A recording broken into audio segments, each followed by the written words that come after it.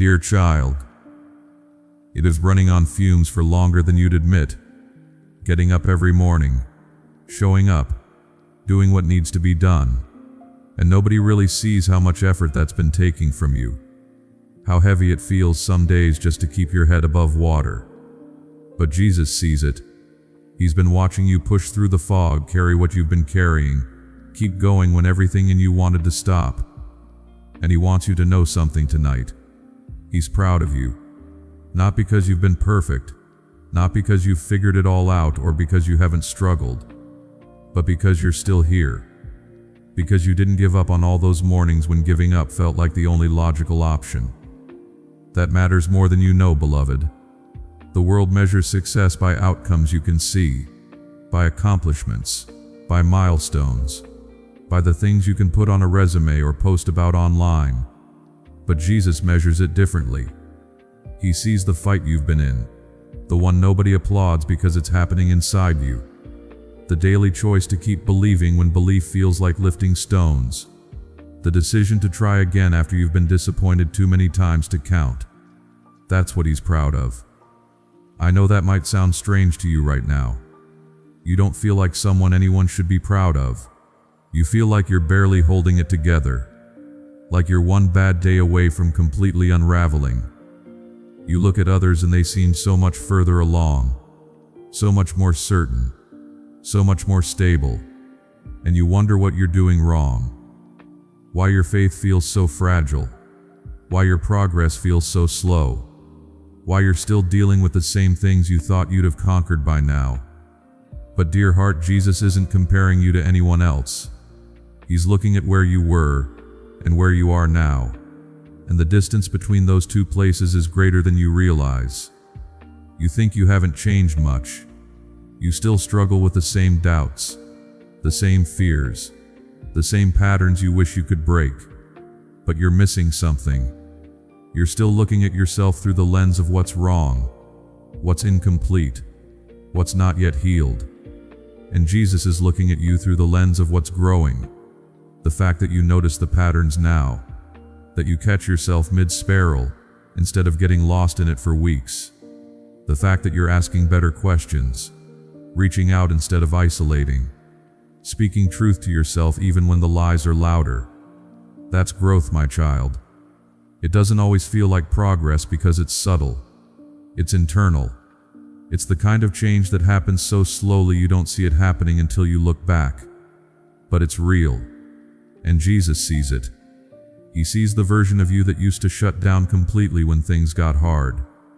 And He sees the version of you now that at least tries to stay present.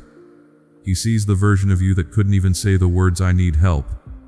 And He sees you now, learning how to let people in, even when it feels vulnerable. That's not nothing. That's everything. Because the journey you're on isn't about becoming someone else. It's about becoming more fully the person you already are underneath all the layers of self-protection, and old wounds, and borrowed expectations. And you're doing that. Slowly, yes. Imperfectly, absolutely. But you're doing it. And Jesus is proud of you for that. But beloved, there's more. Not more that you have to do to earn His approval. You already have that. More that He wants to give you. More that He's been holding in His hands, waiting for the moment when you're ready to receive it. And I think you're closer to that moment than you realize. You've been in a season of survival, of just getting through. And that was necessary. There was a time when all you could do was put one foot in front of the other and hope you'd make it to tomorrow. And you did again and again. But precious one, you weren't made to just survive. You were made to live, to thrive, to experience the kind of fullness that doesn't depend on circumstances being perfect. And that's what Jesus wants to lead you into. Not someday in the distant future when you've healed completely, now right in the middle of your process. Because fullness doesn't mean the absence of struggle. It means the presence of something deeper than the struggle. A peace that doesn't make sense given what you're going through. A joy that shows up in the small, unexpected moments, even when the big picture is still unclear. A sense of being held even when everything around you feels unstable. That's what's waiting for you. And the reason I'm telling you this is because you've been settling, not intentionally. You didn't wake up one day and decide to accept less than what's available. But somewhere along the way you started believing that this is as good as it gets for you. That other people get breakthrough but you get endurance. That other people get clarity but you get confusion. You've learned to manage that other people get deep-rooted joy but you get occasional moments of not feeling terrible. And you've made peace with that. You've told yourself it's enough, that you should be grateful for what you have and you should be grateful.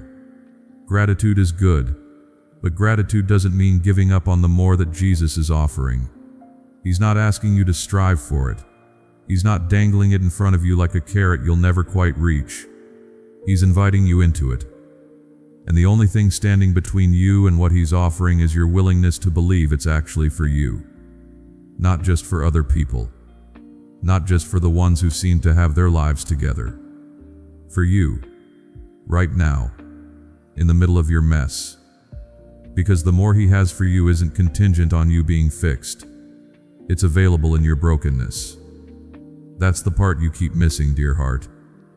You think you have to reach a certain level of healed, of whole, of spiritually mature, before you're allowed to access the deeper things he has for you. But that's backwards. The deeper things are what heal you.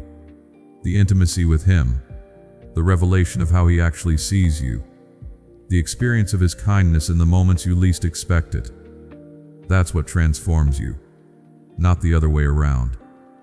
You don't transform yourself and then come to him. You come to him as you are, and the transformation happens in the coming. But you have to come. And you've been standing at a distance, not because you want to, because you're afraid. Afraid that if you get too close, he'll see something that will change how he feels about you. Afraid that the approval you have now is conditional, fragile, dependent on you maintaining a certain level of goodness.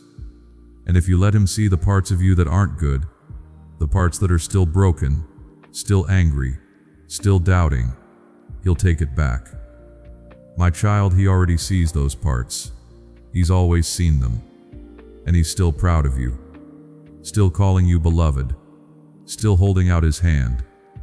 The more he has for you doesn't require you to hide. It requires you to stop hiding. To let him into the places you've been keeping locked. Not because he needs access to them to fix you, but because you need him there to realize you're not as broken as you think you are. You've been carrying shame for things that were never yours to carry. Mistakes you've made, yes, but also wounds that were inflicted on you. Disappointments that weren't your fault. Circumstances you couldn't control. And somehow all of it got mixed together into this heavy sense that you're fundamentally lacking. That there's something wrong with you that everyone else can see but nobody wants to say out loud. Beloved, that's a lie, and it's keeping you from the more. Because the more isn't just about external blessings, it's about internal freedom. The freedom to be yourself without constantly monitoring whether you're too much or not enough. The freedom to make mistakes without it confirming your worst fears about your worth. The freedom to want things, to hope for things, without immediately preparing yourself for disappointment. That's what Jesus is offering, and he's been trying to give it to you for a while now. But every time he gets close, you pull back. You change the subject. You busy yourself with tasks. You deflect with humor or self-deprecation. Anything to avoid the intimacy of being truly seen. Because being seen feels dangerous. It felt dangerous before. When you were seen and it led to hurt. When you were vulnerable and it was used against you. When you opened up and you were met with judgment instead of compassion. I know, dear heart. I know. And I'm not asking you to ignore those experiences. But I am asking you not to let them define what's possible now. Jesus is not the person who hurt you. He's not the one who rejected you. He's not the one who made you feel like your feelings were too much. He's the one who's been quietly sitting with you in all the moments you thought you were alone. The one who's seen you at your worst and never once flinched. The one who's been celebrating every small step forward that you've been dismissing as not enough. And he wants more for you. Not because what you have now isn't valuable, but because He knows what you're capable of carrying. And it's more than you think.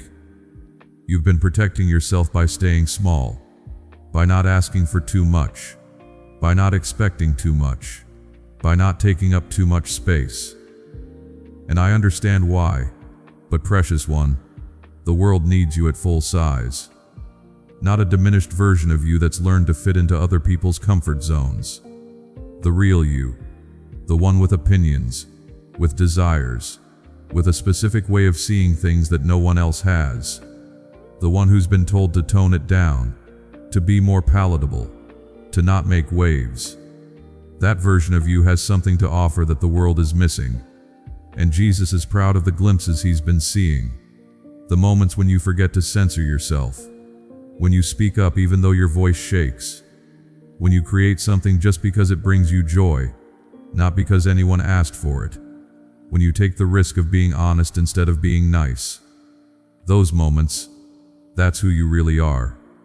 And there's more of that waiting to emerge. More authenticity, more courage, more of the specific flavor of love that only you can bring to the people in your life. But it requires you to stop living like you're on probation, like you're one mistake away from being disqualified. You're not. You never were. The approval of Jesus isn't something you achieve.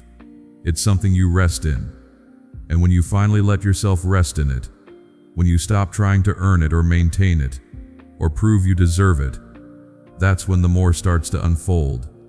Not because you did something right, but because you stopped doing all the wrong things that were blocking you from receiving the striving, the self-punishment, the constant mental inventory of everything you should be doing better.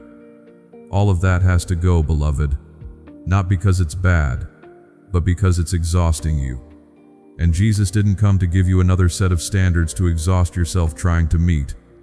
He came to give you rest, real rest, the kind that reaches all the way down to your soul, the kind that lets you sleep at night without your mind racing through everything you did wrong that day, the kind that lets you sit in silence without immediately filling it with noise because silence feels too vulnerable. That rest is part of the more, and it's available now. You don't have to wait until you've solved all your problems. You don't have to wait until your life looks different. You can have it right now, in the middle of everything, if you're willing to receive it. And receiving is harder than it sounds, I know, because receiving requires open hands, and you've had your fists clenched for so long trying to hold on to control, trying to protect yourself, trying to make sure you never get hurt like that again. But my child, clenched fists can't receive. They can only hold on to what they already have. And what you already have, while good, isn't everything Jesus wants to give you. So He's asking you to slowly, gently begin to open your hands. Not all at once. You don't have to. Just a little enough to let Him place something new there. A different way of thinking about yourself. A different way of thinking about Him. A different way of moving through your days. Less striving, more resting, less performing, more being, less fear, more trust. Not the kind of trust that pretends everything is fine, but the kind of trust that says, even if it's not fine, I'm not alone in this. That's the more, beloved. And Jesus is proud of you for how far you've come, but He's also so excited about where you're going, about who you're becoming, about the layers that are going to fall away as you step into the freedom He's been holding for you. You're going to look back someday and barely recognize the person you are right now, not because you'll become someone else, but because you'll become more fully yourself than you ever thought possible. And it's going to be beautiful. Messy, yes, it's always messy, but beautiful. So tonight, as you sit with these words, I just want you to let one thing settle. You are loved right now, as you are, not as you should be, not as you will be, as you are. And from that place of being loved, the more will unfold, not because you chased it, because you received it. One small, open-handed moment at a time. Amen. Beloved family, if these messages have ever brought peace to your heart in a difficult moment, then you are already part of this mission. And if you feel led to support it, You'll find the link in the description and comment box. Thank you for walking this journey of faith with us. Dear child, it has been happening in small, ordinary moments. When the room is finally quiet and your thoughts get louder. Dear puppy, you almost forget stay. Some small pull, some faint hope. Some exhausted part of you that's been looking for a sign that someone still sees you. Beloved, I do, and so does he. Not in the way you learned about in Sunday school, not in the stained glass version or the sentimental paintings, but in the way that matters, in the way that knows your name when you've forgotten it yourself. You've been carrying something heavy lately, not the kind of weight you can set down and walk away from, the kind that's woven into your days, that sits on your chest at 3 a.m., that makes even rest feel like work, and you're tired. Not just sleepy. Tired in your bones. Tired in your hope. Tired of trying to hold it all together when the seams keep splitting no matter how tightly you grip. He knows that tiredness, dear heart. He carried it too. The weight of being human, of loving people who misunderstand you, of doing the right thing and still being criticized, of giving everything you have and wondering if it's ever going to be enough. He knows, and he's been waiting, not with impatience, not with a stopwatch, not keeping score of how long it took you to find your way here. Just waiting. The way you wait for someone you love who's lost in a crowd, scanning faces, staying put so they can find you when they're ready. That's what this moment is. You finding him. Or maybe him finding you. It's hard to tell sometimes who does the reaching first. But it doesn't really matter, does it? What matters is you're here now. And that small act, clicking, staying, listening, it matters more than you think. Because it means some part of you, even if it's buried under doubt and disappointment and the numbing hum of just getting through each day, still believes there might be something more. Still wonders if there's a way forward that doesn't feel this hard. Still hopes, even faintly, that you're not as alone as you feel. My child, you're not. You've never been. Even when the silence felt deafening, even when the prayers felt like they were bouncing off the ceiling, even when you stopped praying altogether because what was the point? Even then, especially then. Because that's when he draws closest. Not when you have it all figured out, not when you're performing your faith or saying the right words, but when you're empty. When you've got nothing left to prove, nothing left to perform, nothing left but the raw truth of where you actually are. That's the place he meets you. Not where you wish you were, not where you think you should be. Where you are, right here, right now, in the middle of the mess. And I know you've heard that before. You've heard all the phrases, all the reassurances, all the well-meaning words that somehow made you feel worse because they didn't match the reality of your pain. So I'm not going to give you phrases. I'm just going to sit here with you and tell you the truth. The truth is, you've been holding your breath for longer than you realize, waiting for the other shoe to drop, waiting for things to fall apart, waiting for confirmation that you really are too much or not enough or somehow fundamentally wrong in a way you can't quite name. And that waiting, that constant bracing, it's exhausting you. It's stealing your presence. It's robbing you of now because you're always somewhere else, aren't you? In the future, catastrophizing what might go wrong in the past, replaying what already did, but never quite here. Never quite able to land in this singular moment and just be. Beloved family, every message you hear is created with the hope that it reaches someone at the right moment. If you feel led to be part of this mission, the support link is in the description and comment box. Together, we are spreading something meaningful. Precious one, what if you could stop waiting? Not because everything suddenly got fixed, not because all your problems disappeared, but because you finally let yourself believe that even if the other shoe drops, even if things fall apart, even if your worst fears come true, you'll still be held. Not by your own strength, not by your ability to manage it all, but by something bigger. Someone bigger. By the one who's been walking beside you even when you couldn't feel him. even when you stopped looking, even when you convinced yourself you were on your own. He never left. You just stopped believing he was there. And I get it. I get why you stopped believing. Because the pain didn't stop, the struggle didn't ease, the prayers you screamed into the dark didn't get answered the way you needed. And at some point you made a decision, maybe unconsciously, that it was safer not to hope, safer not to ask, safer to just lower your expectations and handle it yourself, because at least then you couldn't be disappointed again. But dear heart, that safety came at a cost. It cost you connection. It cost you comfort. It cost you the very thing you needed most, the knowledge that you don't have to carry this alone. And you don't. You really don't. I know that's hard to absorb when you're used to being the strong one, the reliable one, the one everyone else leans on. I know it feels almost dangerous to admit you need help, to admit you're drowning, to admit that you can't keep doing this the way you've been doing it. But what if that admission isn't weakness? What if it's the beginning of something new? Because here's what I've seen.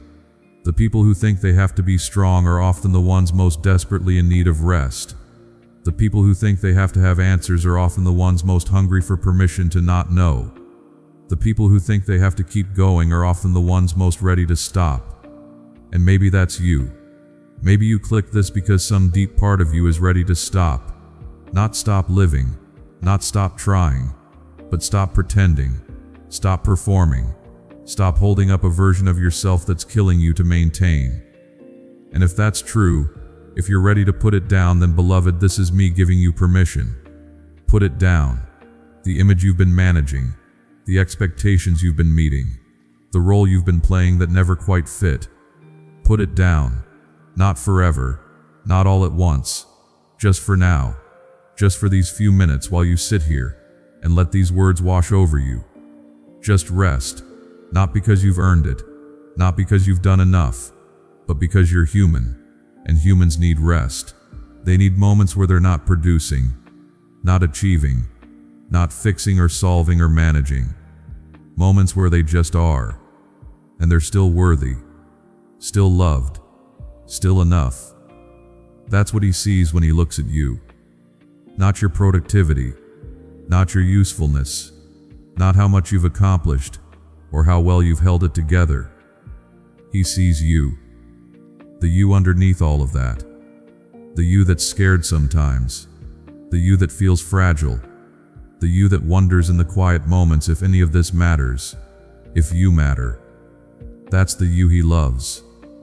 Not in some abstract, theological, distant kind of way, but in the specific, intimate, I know every hair on your head kind of way. He knows the things you hide, the thoughts you're ashamed of, the anger you don't let yourself feel, the grief you've been pushing down because there's no time to fall apart.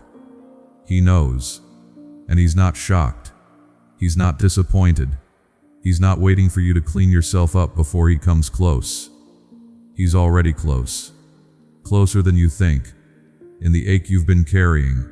In the longing you can't quite name. In the moments when you catch yourself staring at nothing, feeling everything. He's there. Not fixing it. Not explaining it. Not making it easier. Just there. Holding space. The way you would sit with a friend who's hurting. Not rushing to make it better. Just being present. Just saying with your presence, you're not alone in this. That's what this moment is, my child. A reminder that you're not alone, even when it feels like it, even when the silence is deafening, even when you look around and everyone else seems fine and you're the only one barely hanging on. You're not alone, and you're not the only one. There are others, so many others, who click this same message, carrying the same weight, asking the same questions. Am I enough? Does any of this matter? Is there anything left for me, or is this just how life is now? And the answer he's been trying to give you in 1,000 different ways, is yes. Yes, you're enough. Yes, this matters. Yes, there's more. Not more in the sense of some distant future promise that doesn't help you now, but more right here. More depth, more meaning, more connection, more life in the life you're already living, if you can just stop running long enough to notice it. Because you've been running, haven't you? Running from the feelings, running from the questions, running from the stillness, because stillness is where all the things you've been avoiding finally catch up. And that's terrifying. I know it is.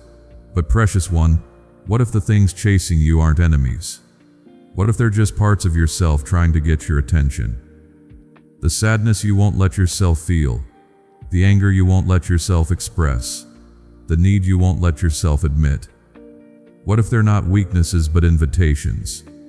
Invitations to be more honest, more whole, more human. Because that's what he was, fully human. He didn't bypass the hard parts. He didn't transcend the pain. He felt it. He wept. He raged. He questioned. He stood in a garden and asked if there was any other way, any path that didn't lead through suffering. And when the answer was no, he walked it anyway. Not because he was superhuman, but because he knew that some things can only be reached by walking through, not around. And that's where you are now. In the garden, asking if there's another way. And dear heart, I won't lie to you. Some of what you're facing, some of what you're walking through, there's no way around it. You have to go through. But you don't have to go through alone. And you don't have to go through pretending it doesn't hurt. You can be honest. You can say it's hard. You can say you're scared. You can say you don't know how much longer you can keep doing this. All of that is allowed. None of that disqualifies you. None of that makes you less faithful, less spiritual, less loved. It just makes you real. And real is what he's looking for. Not perfect, not polished, not put together. Real. The kind of real that admits I don't have this figured out.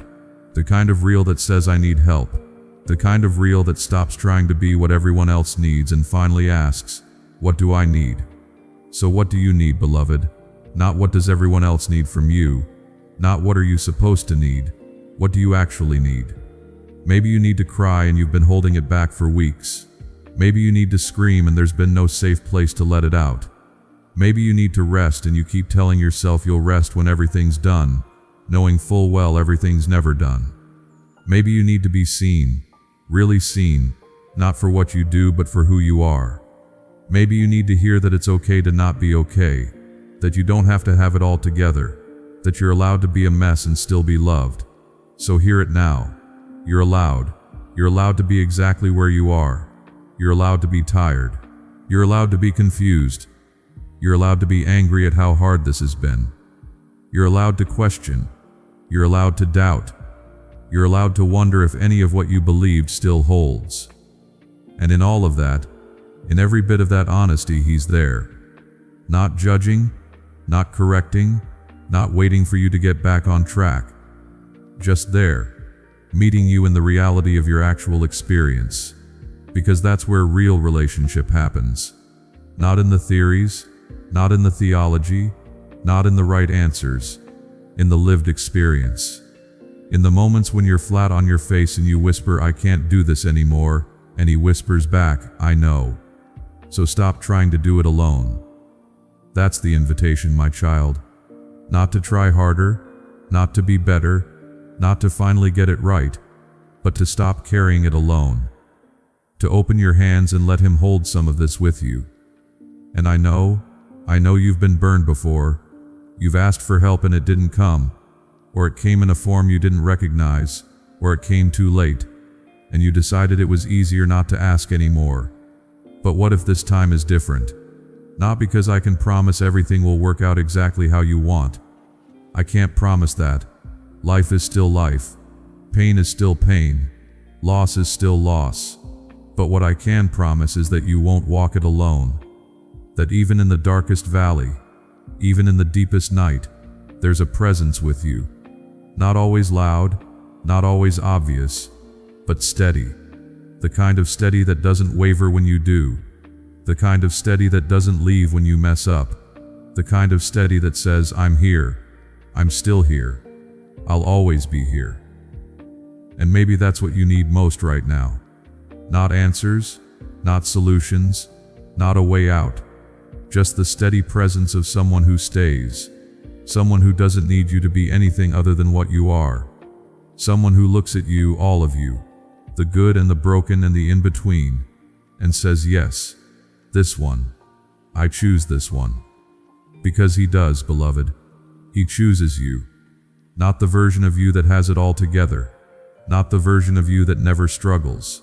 You, exactly as you are in this moment, tired, uncertain, barely holding on. He chooses you. And that choice isn't contingent on you getting better, doing better, being better. It just is. It's as solid as the ground beneath you, as constant as the breath in your lungs. It doesn't change when your circumstances change. It doesn't waver when your faith wavers. It just is. And you can rest in that. Not someday, not when you've figured it all out. Now, right now, in the middle of the uncertainty, in the middle of the pain, in the middle of not knowing what comes next. You can rest in being chosen, in being loved, in being enough. Not because of anything you've done, but because of who you are. And who you are, dear heart, is someone worth waiting for, worth reaching for, worth every patient moment of him standing in the crowd, scanning faces, waiting for you to look up. And you did. You looked up. You clicked. You stayed. And that small act of staying, it's enough. It's more than enough. It's everything. Because it means you're still open, still willing, still here. And as long as you're still here, there's hope. Not the fragile kind that shatters at the first disappointment, but the stubborn kind. The kind that survives the night. The kind that shows up again in the morning, even after the worst day, and says, okay, one more time. That's the hope he's placing in you right now. Not loud, not flashy, just a quiet ember. And all you have to do is not stamp it out. You don't have to fan it into flame. You don't have to make it bigger. Just don't stamp it out. Let it glow. Let it warm you, even just a little, even just enough to get you through today. That's all he's asking. Not a lifetime commitment, not a complete transformation, just today. Just this moment. Just the willingness to stay a little longer. And tomorrow, if you can, you'll do it again. One moment at a time. One breath at a time, until the weight feels lighter, until the path feels clearer, until you look back and realize you made it through something you didn't think you could survive. Because you will, precious one. You will make it through. Not because you're strong enough, but because you're not alone, and you never were. Amen. Beloved family, your support is more than help. It is faith in action.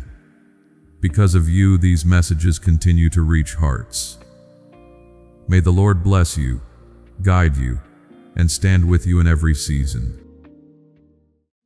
Dear child, you've been asking me to speak, not out loud maybe, not in formal prayers with your hands folded, but in the quiet moments between tasks, in the 3 a.m. thoughts you can't turn off, in the heaviness that sits on your chest when you're trying to make a decision and every option feels equally uncertain.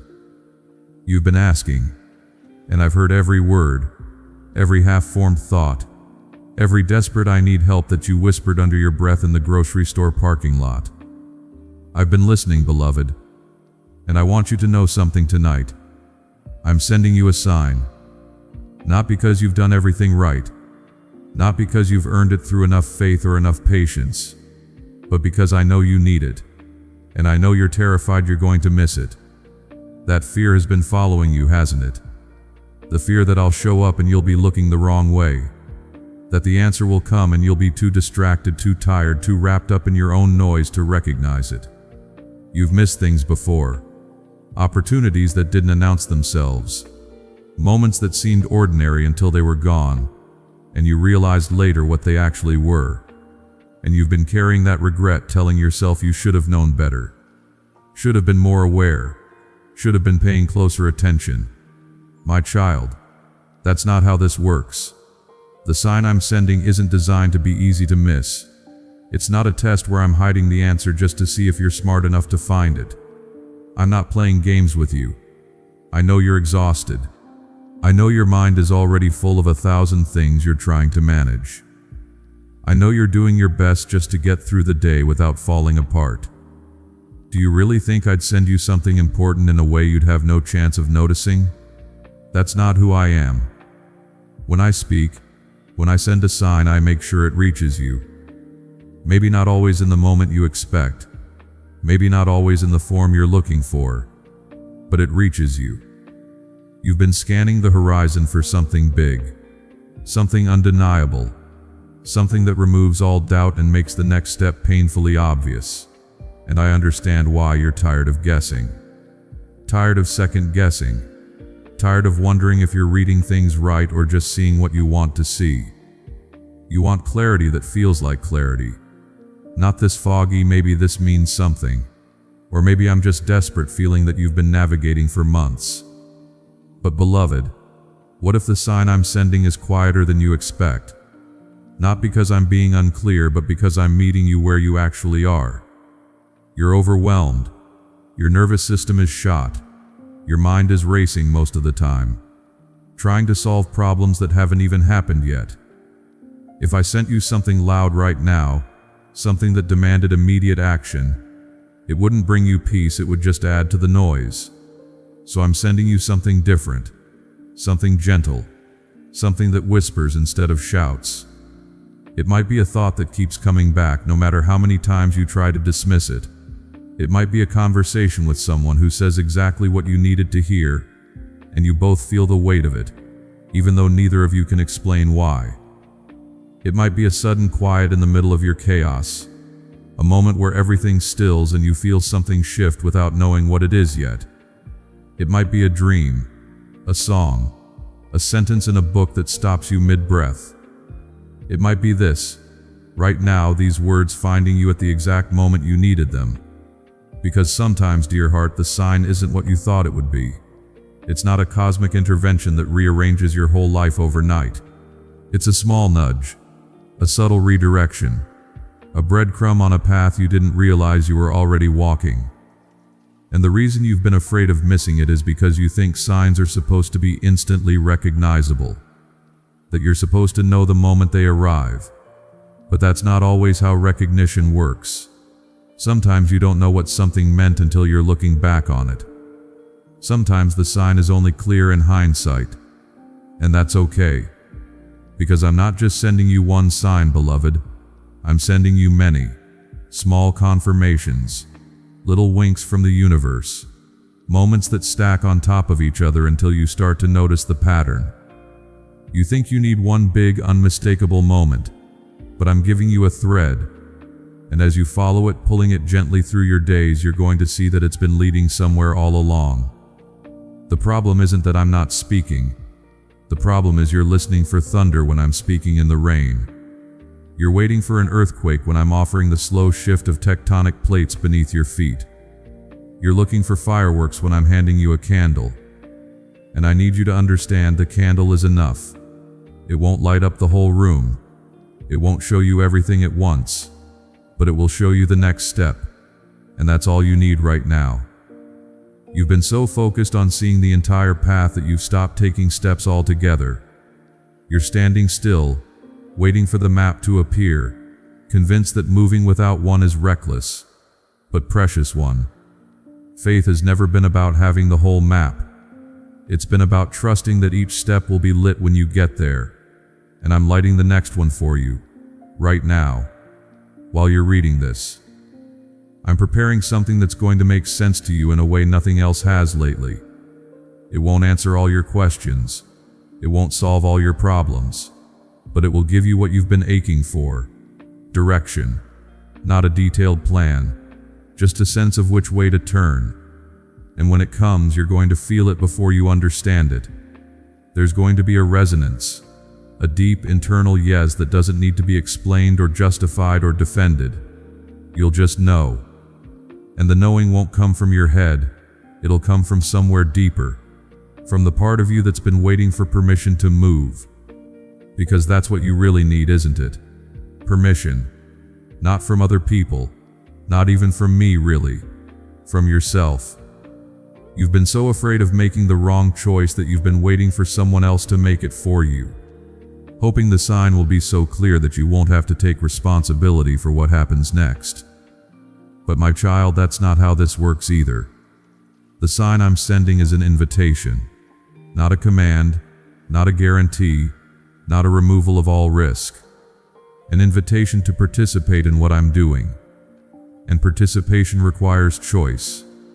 Your choice. I'm not going to force you into the next season. I'm not going to drag you out of your current circumstances against your will.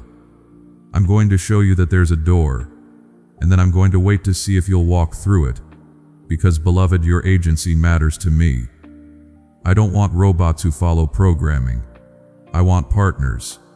People who choose, even when the choice is hard. People who say yes even when they're scared. And you are scared. Scared that if you follow the sign it'll lead you somewhere painful. Scared that you'll lose something you're not ready to lose. Scared that the change will cost more than you can afford to pay.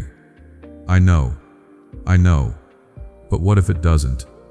What if the sign I'm sending is leading you toward relief, toward a lighter load, toward a version of your life that doesn't require constant striving and self-sacrifice? What if the thing you're afraid of losing is actually the thing that's been slowly draining you? You've been holding on so tightly to what you know, even when what you know isn't working anymore. Because at least it's familiar. At least you know how to navigate it. But dear heart, familiar isn't the same as good. And sometimes the sign I send is permission to release your grip. To stop trying to make something work that was never meant to last this long. To admit that you've outgrown the space you've been living in. To acknowledge that you need something different even if you can't articulate yet what that something is. The sign might not give you all the answers, but it will give you permission to ask new questions, to explore, to wonder, to imagine a future that doesn't look exactly like what you've been building or what anyone expected from you. And that's terrifying, I know, because once you see the sign, once you acknowledge it, you can't unsee it. You can't go back to pretending everything is fine when you know it's not. You can't keep sleepwalking through a life that doesn't fit anymore. The sign wakes you up. And being awake is harder than being asleep. But precious one, you weren't made to sleep through your one beautiful life. You were made to live it. Fully. Awake. Aware of what's real and what's just been filling space. And I'm sending you this sign now because you're ready. Not ready in the sense that you have it all figured out. Ready in the sense that you're finally tired enough of where you are to consider that there might be somewhere else to go. You've been circling this decision for longer than you realize. Testing the edges. Dipping your toe in. Pulling back. Trying to convince yourself that you're fine. That you can make this work. That wanting more is selfish, or ungrateful, or unrealistic. But the circling is exhausting you, and I'm stepping in to break the cycle. The sign I'm sending is going to feel like interruption, like something you didn't plan for, something that doesn't fit into the neat narrative you've been trying to maintain. And your first instinct might be to ignore it, to explain it away, to tell yourself it doesn't mean anything, to add it to the list of things you'll think about later when you have more time, more energy, more clarity. But beloved, later never comes. There's always another reason to wait, another excuse, another fear. And if you keep waiting for the perfect moment to pay attention, you're going to miss what I'm offering you right now. Not because I'll take it back, but because you'll talk yourself out of it. You'll rationalize. You'll minimize. You'll convince yourself that you misread the situation. And the sign will fade into the background noise of your life. And you'll keep going, keep managing, keep surviving. But you won't thrive. And that breaks my heart.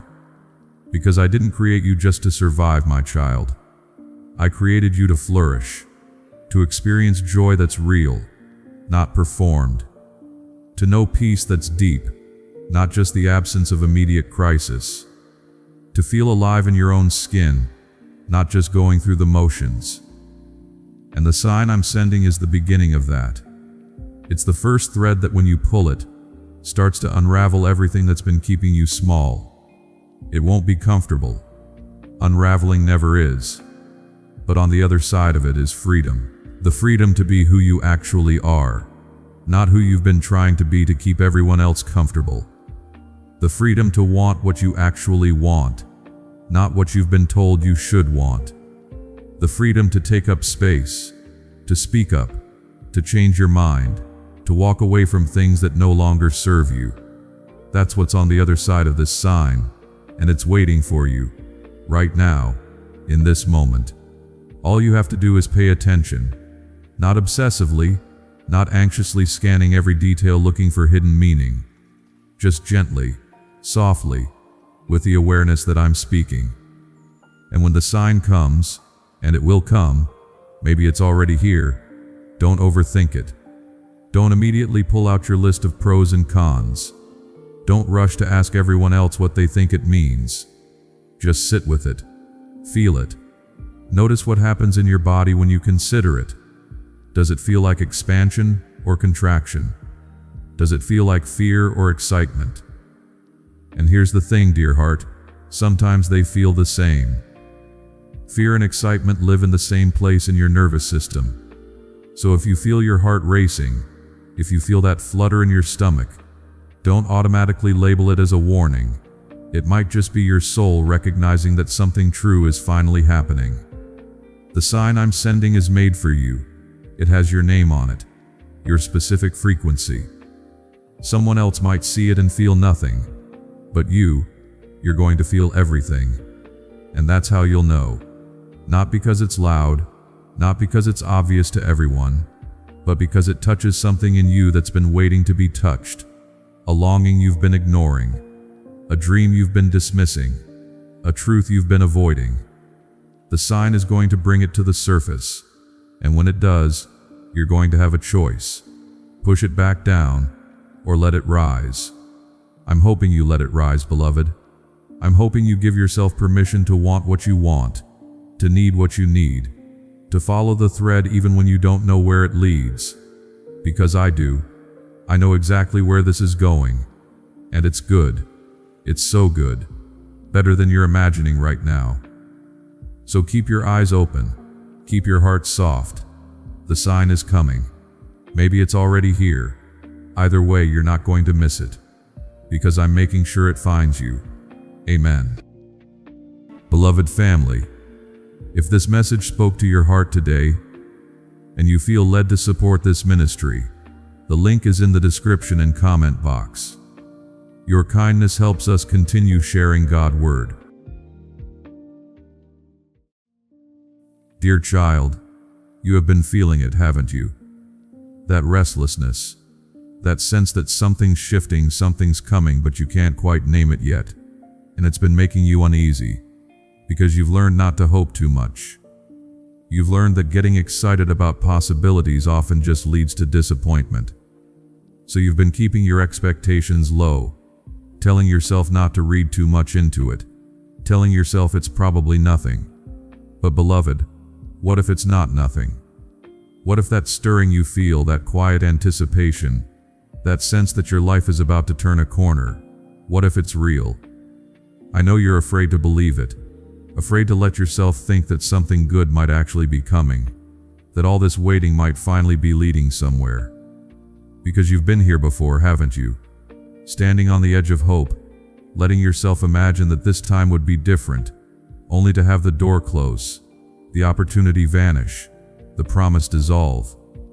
And each time that happened, it took something from you, a piece of your optimism, a layer of your faith, a bit of your willingness to believe in good things. Until now you're here, cautious, guarded, protecting yourself from the pain of another letdown.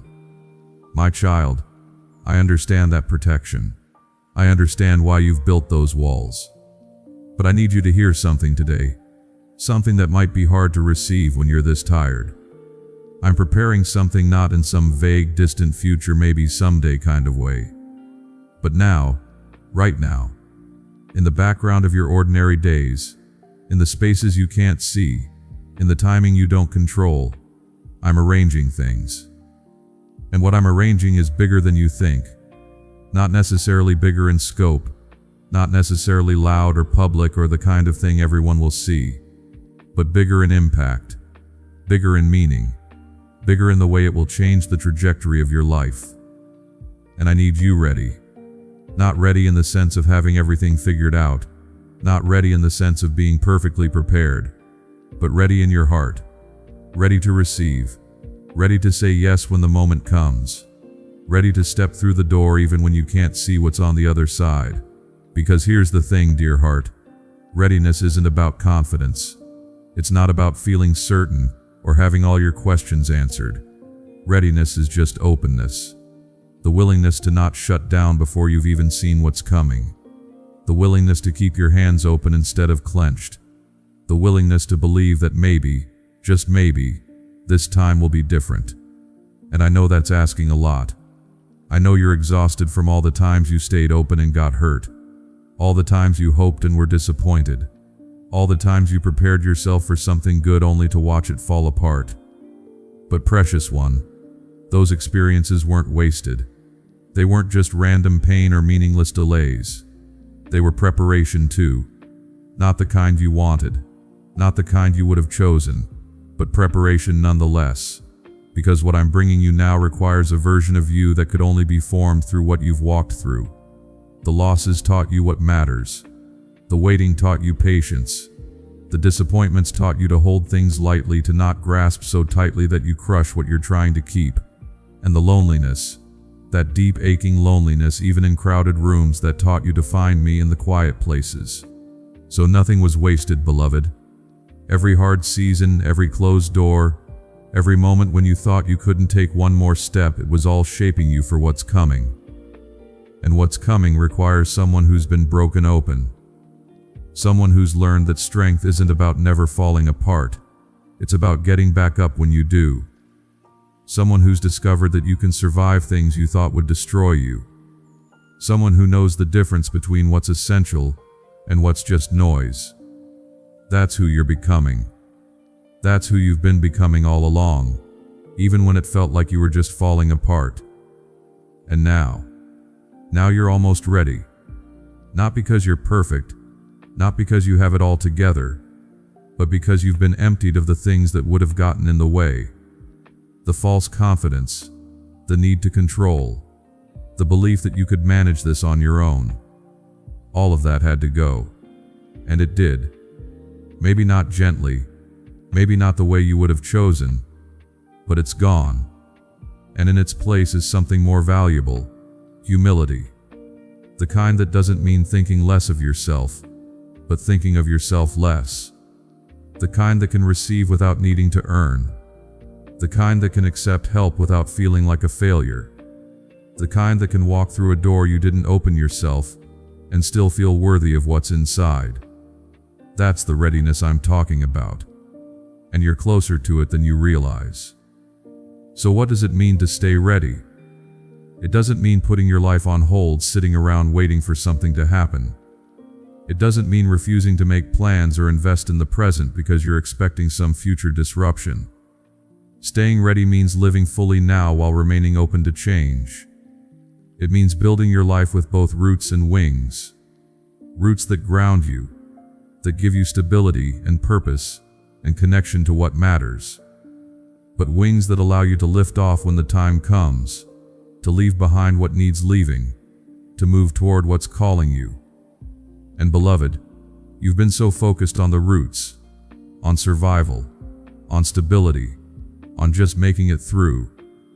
And that's been necessary. For a season you needed to dig in, to hold on, to weather the storms that kept trying to uproot you. But that season is ending, and the new season, the one you're entering, it's going to require wings, the ability to move, to adapt, to step into something new even when it feels uncomfortable, even when it means leaving behind the familiar. And that's scary, I know, because the familiar, even when it's painful, feels safer than the unknown. At least you know what to expect. At least you know how to navigate it. The unknown, That's where all your fears live. What if you're not ready?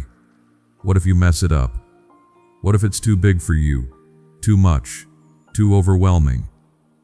What if you step into it and realize you don't belong there? That it was a mistake? That you should have stayed where you were? My child, those fears are normal. They're human. But they're not truth. The truth is this: I don't prepare things for you that you're not capable of carrying. I don't open doors that lead nowhere. I don't call you towards something and then abandon you when you step into it. What I'm bringing, it's going to stretch you. It's going to challenge you. It's going to require you to grow in ways you haven't had to grow before.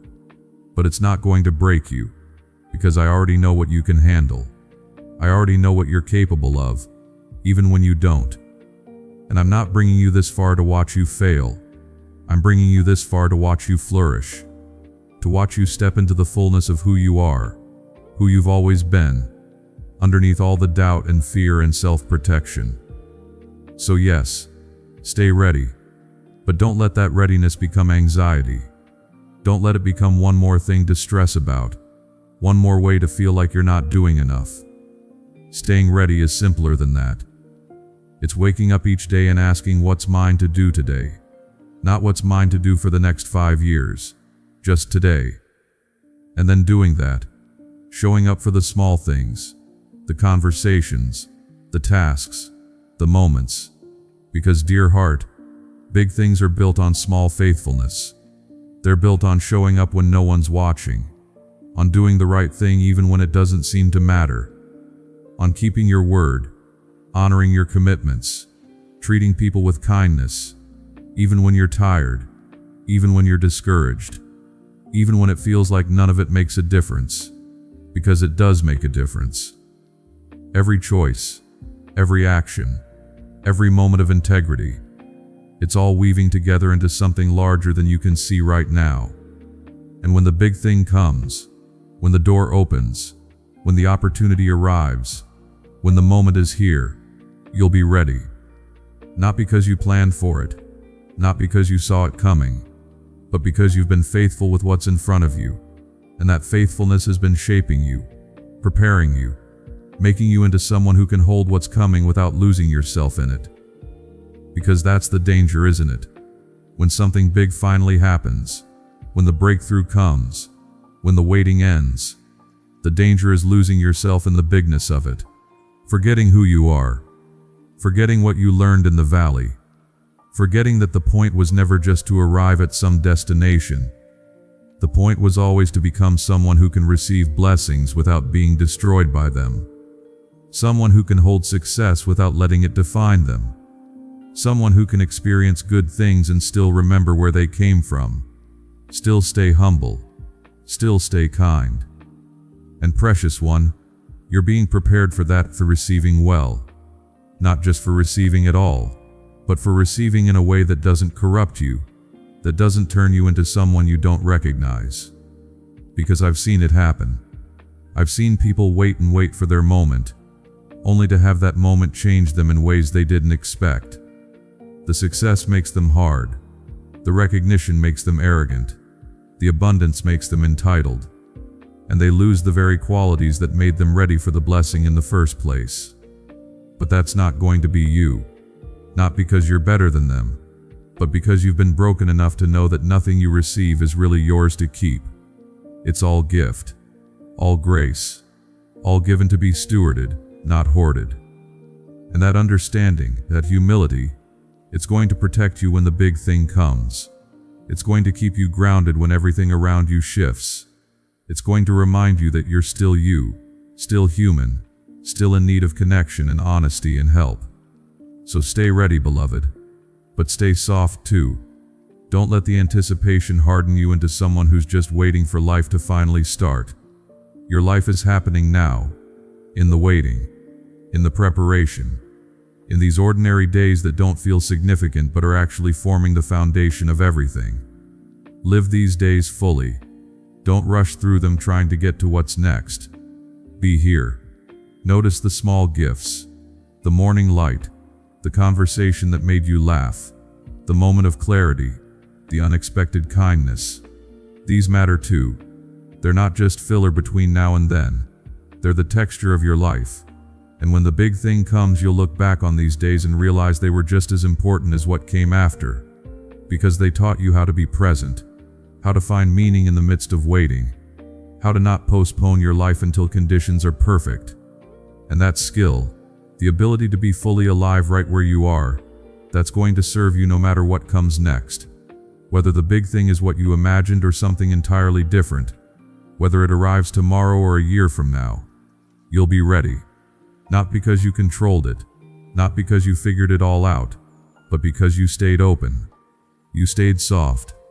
You stayed willing. And that willingness, my child, that's all I need from you. The rest is already in motion. The pieces are already moving. The doors are already being prepared. The people are already being positioned. The timing is already being arranged. You don't have to orchestrate any of it. You just have to show up when the moment comes. And you will. Because when it's real, when it's actually from me, when it's actually yours, you'll know. Not because it will be easy, not because it will make perfect sense, but because something in you will recognize it. Something deeper than logic, deeper than fear, that part of you that knows what you're here for, even when your mind can't articulate it. That part will say yes. And when it does, everything you've walked through, everything you've survived, everything you've learned, it will all come together, and you'll understand why it had to happen this way, why the delays were necessary, why the detours mattered, why the things you thought you couldn't live without had to be taken away, because they were making room for this, for what's coming, for the life you're about to step into. And dear heart, I wish I could tell you exactly what it looks like. I wish I could give you all the details, show you the blueprint, let you see the whole picture so you'd know what you're preparing for. But that's not how this works. That's not how trust works. If you could see it all, you wouldn't need faith. You wouldn't need to lean on me. You could just plan and prepare and control your way through it. And you'd miss the whole point. The point is partnership. You and me walking this together. You taking the steps you can see. Me holding the map you can't. You showing up with your willingness. Me showing up with everything else. That's how this unfolds. Not with you white-knuckling your way through trying to make it happen through sheer force of will, but with you relaxing into the mystery of it, trusting that what needs to happen will happen, in the right time, in the right way. And in the meantime, while you're waiting, while you're preparing, while you're staying ready, don't forget to rest. Don't forget that readiness isn't the same as constant striving. You can be ready and still take a nap. You can be prepared and still have moments where you're not thinking about any of it. You can be open to what's coming and still enjoy what's here. In fact, beloved, that's exactly what I want for you. Not just readiness for the future, but presence in the now. Because the two aren't opposed, they work together. Being present now keeps you grounded, keeps you human, keeps you connected to what matters. And that groundedness is what will allow you to handle what's coming without losing yourself in it. So take a breath, let your shoulders drop, stop scanning the horizon for a moment and just be here, right here in this moment, where you're safe, where you're held, where you're exactly where you need to be. And when the time comes to move, you'll know you won't have to force it. You won't have to make it happen. It will simply be time, and you'll step forward not because you're fearless, but because you're willing, and willingness, precious one. That's always been enough. It's enough now. It will be enough then. So rest in that. Rest in knowing that you don't have to have it all figured out. You don't have to be perfect. You don't have to be anything other than what you are. Someone who's walked through fire and come out softer, not harder. Someone who's been disappointed and stayed hopeful anyway.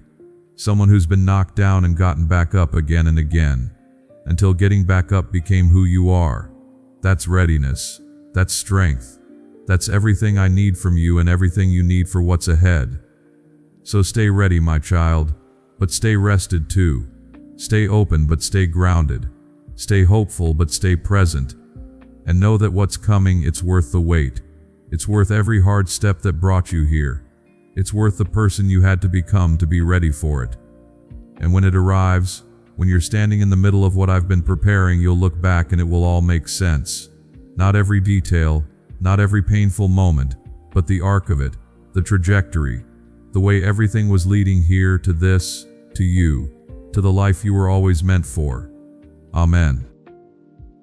Beloved family, if this message spoke to your heart today, and you feel led to support this ministry, the link is in the description and comment box.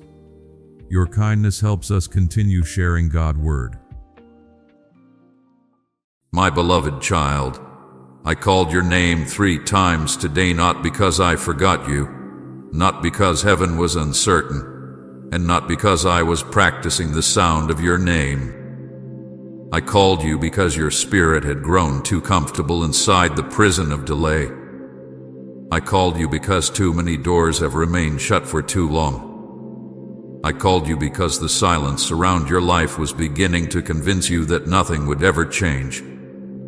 But hear me clearly now. Heaven refused to let you stay where you are. Before this message ends, something inside you will break free forever. The chains you have carried quietly, the fear you have hidden behind forced smiles, the exhaustion that nobody noticed, the nights you cried without words, all of it has reached its limit. The delay is over. I am not warning you anymore. I'm moving. You thought the silence meant abandonment, but it was actually preparation for a divine takeover. While you were questioning my presence, I was arranging moments that your human eyes could not yet understand. While you were mourning what closed against you, I was building the keys that would force those doors to open again. Every closed door is about to hear the authority of my voice commanding it to move out of your way. Stop scrolling and listen carefully, because this is not motivation. This is not a random emotional speech placed before you by accident. This is a heavenly summons with your name on it. You were not chosen to stay hidden, ignored, rejected, overlooked, or defeated. I did not create you merely to survive endless battles and carry endless disappointment. Your season changes now. Do you understand what I am saying to you? The reason you clicked this was already written before today even began. Before the sun rose over your life this morning, I already knew this moment would happen. Before your tears fell last night, I've already prepared this message to find you. I know how tired you have become. I know how many times you almost gave up because nothing seemed to move no matter how much you prayed. I saw the frustration you buried deep inside your chest while pretending to everyone else that you were fine. But I tell you now, what if the pain you survived was only proof that your destiny is too powerful to be destroyed? What if every attack against your mind, your peace, your future, your confidence, and your purpose was only evidence that the enemy was terrified of who you are becoming? My child, there is a reason hell fought you so hard. Ordinary people are not attacked the way you have been attacked. The enemy does not waste energy on empty destinies. The darkness surrounding your life was never proof that I abandoned you. It was proof that your future carries something heaven cannot allow to die. You wondered why betrayal found you. You wondered why doors suddenly shut in your face. You wondered why people left without explanation. You wondered why opportunities disappeared right when you needed them most. But now I need you to understand something that will change the way you see your entire journey. The enemy was trying to exhaust you before you reached the moment standing directly in front of you now. He wanted your spirit to become so tired that when I finally opened the right door, you would no longer have the strength to walk through it. Why he failed? You are still here. You are still breathing. You are still listening. And because you survive it, heaven is about to move in ways that will leave you speechless. I know the secret conversations you have with yourself when nobody else is around. I know the moments when fear whispered that maybe your life would never change. I know the nights when you questioned whether your prayers were reaching me at all. I heard every silent cry hidden behind your worship.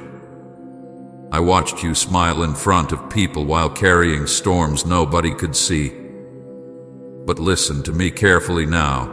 Your silence ends here. The season where you kept shrinking yourself to survive is over. The season where you questioned your worth is ending.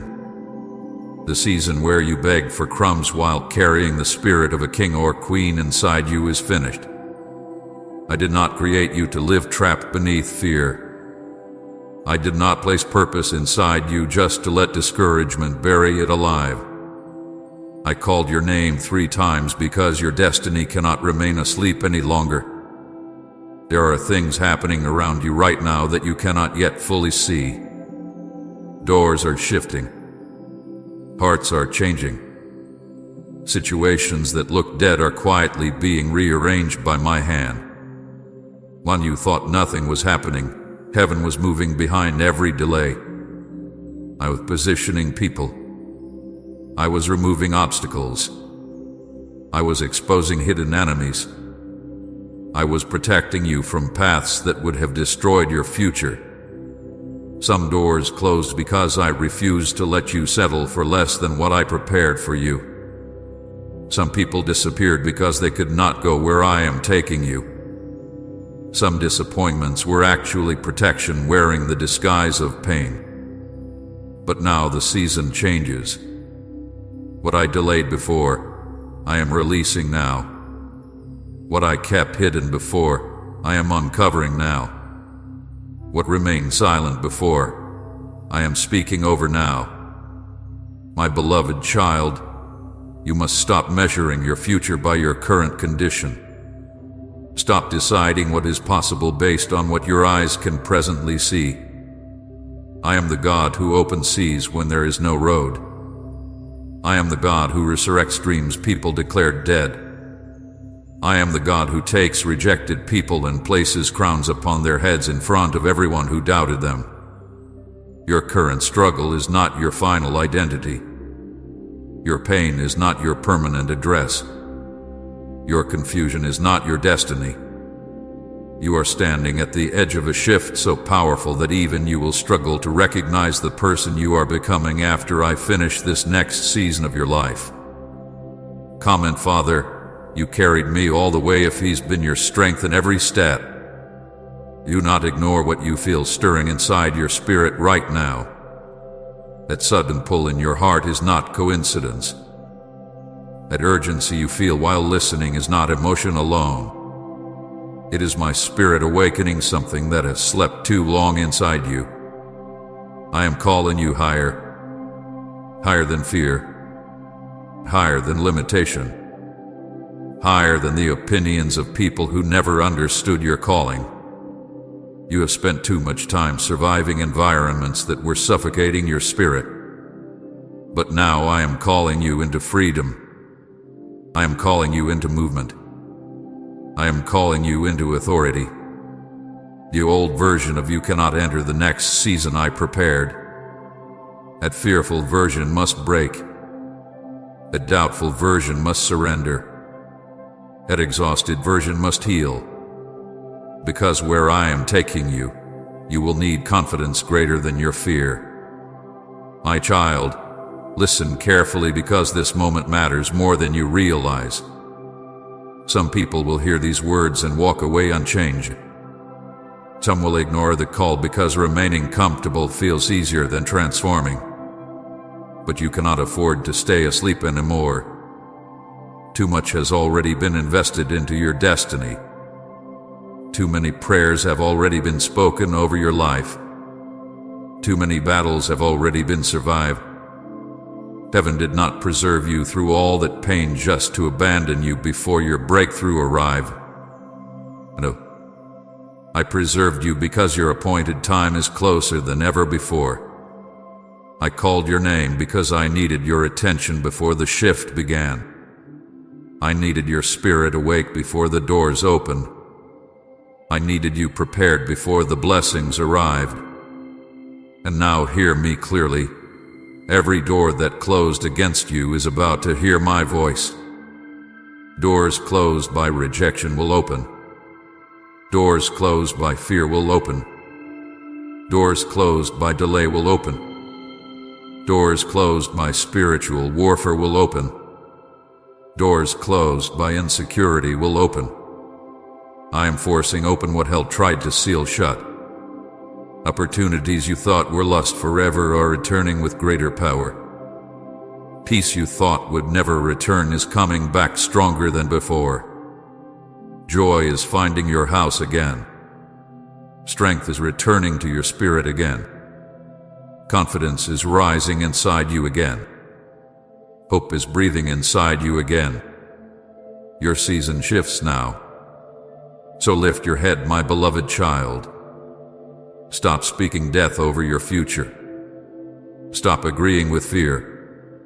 Stop preparing for disappointment as if failure has authority over your life. I am the one writing your story, not your enemies, not your past, not your pain, and not the voices that told you it was too late. Nothing about your life is over. In fact, heaven declares that your greatest chapter is beginning now. Dear family, I want to share something important with you all. Recently, our channel has been demonetized by YouTube, which means we no longer receive any earnings from our videos. Each video takes a lot of time, effort, editing, and resources to create, but we still want to continue spreading these powerful and uplifting messages to you. We truly wish to keep this channel alive and continue our mission, but doing this without any support is becoming very difficult. If our content has ever helped you, inspired you, or supported you in any way, we humbly request your support through Buy Me a Coffee. Even a small contribution helps us continue this journey. The support link is available in the comment section and the description. Thank you for your love, support, and prayers. God bless you. I called your name 3 times today because this was the moment everything needed to change. Not tomorrow. Not next year. Doubt. And before this message leaves your spirit, remember this forever. I did not call you 3 times to comfort you. I called you to awaken you. My beloved child, stop what you are doing right now and listen to me carefully. Do not let this moment pass you by like every other ordinary moment in your day, because this is not ordinary. This is not random. This is not another voice competing for your attention. I am speaking directly to you, and I need you to hear me with more than your ears. I need you to hear me with your spirit. I called your name 3 times today, and I did not do it carelessly. I did not do it by accident. I did not call you because I was uncertain whether you would answer. I called your name 3 times because heaven itself is trying to interrupt the direction your life has been moving. There are moments in life when destiny whispers quietly, but there are other moments when destiny must shake the soul awake before time is lost. This is one of those moments. I am not merely trying to encourage you today. I am trying to awaken you before the next chapter begins. You felt something unusual today, did you not? A strange pull in your spirit. A feeling you could not fully explain. Moments where your mind drifted away from the noise around you and toward something deeper. You tried to ignore it. You told yourself you were only emotional, only tired, only overthinking. But my child, that stirring inside you was me. I have been calling to you repeatedly because the time for delay has ended. Heaven can no longer remain silent while you continue settling for survival when you were created for purpose. Too much is waiting on the other side of your obedience for me to allow you to remain asleep spiritually. That is why I interrupted your day. That is why your spirit suddenly feels restless. That is why this message found you exactly when it did. Nothing about this is coincidence. Before you opened your eyes this morning, I'd already arranged this encounter. Before your tears fell last night, I already knew I would speak directly into this moment. Please support our channel. Our work is to bring happiness in your life and devotion to God. And if you want, you can donate to us, given link in description or pinned comment to show your support. My beloved child, listen closely, because what I am about to say carries urgency from heaven itself. Destiny cannot wait for your comfort anymore. The future I prepared for you is too important to remain trapped behind fear, exhaustion, delay, and distraction. I know you have grown tired. I know disappointment has weakened your expectations. I know there were days when you silently asked yourself whether anything would ever truly change. But I need you to understand that the silence you experienced was never proof of my absence. It was preparation. It was positioning. It was the hidden work of heaven unfolding beyond what your natural eyes could understand. While you thought nothing was happening, I was moving pieces into place. While you questioned whether I heard your prayers, I was already preparing answers that required perfect timing. And now that timing has arrived, that is why I called your name 3 times today. Not once, not twice, 3 times. Because your spirit needed to recognize that this moment carries divine urgency. There are some moments in life when heaven quietly observes, but there are other moments when heaven forcefully intervenes because a soul is standing too close to missing its appointed season. My child, you are standing at such a moment now. I could not allow you to continue walking through life believing that your struggle was permanent. I could not remain silent while fear convinced you that your best days were behind you. I could not watch your destiny slowly suffocate beneath disappointment. So I interrupted your routine. I stepped directly into your normal day because normal life was beginning to bury the extraordinary calling placed upon you before you were born. You have spent too much time trying to survive environments that were draining your spirit. Too much time doubting your worth because of rejection. Too much time carrying silent battles without realizing that heaven was preparing to shift everything around you. My child, there is a reason this message feels heavier than ordinary words. There is a reason your heart is responding so deeply right now. It is because your spirit recognizes my voice. Even when your mind questions, your soul remembers me. Even when fear tries to speak louder, something inside you still trembles at my presence. That trembling is not weakness. It is awakening. For too long you have ignored the deeper call inside your life. For too long you convinced yourself that waiting was safer than moving. For too long you allowed disappointment to lower your expectations. But heaven is saying enough. The season of standing still in fear has reached its end. I am calling you forward now, not later.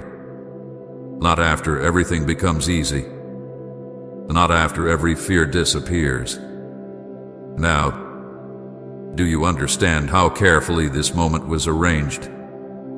There are millions of voices surrounding you every day, yet somehow these words found you.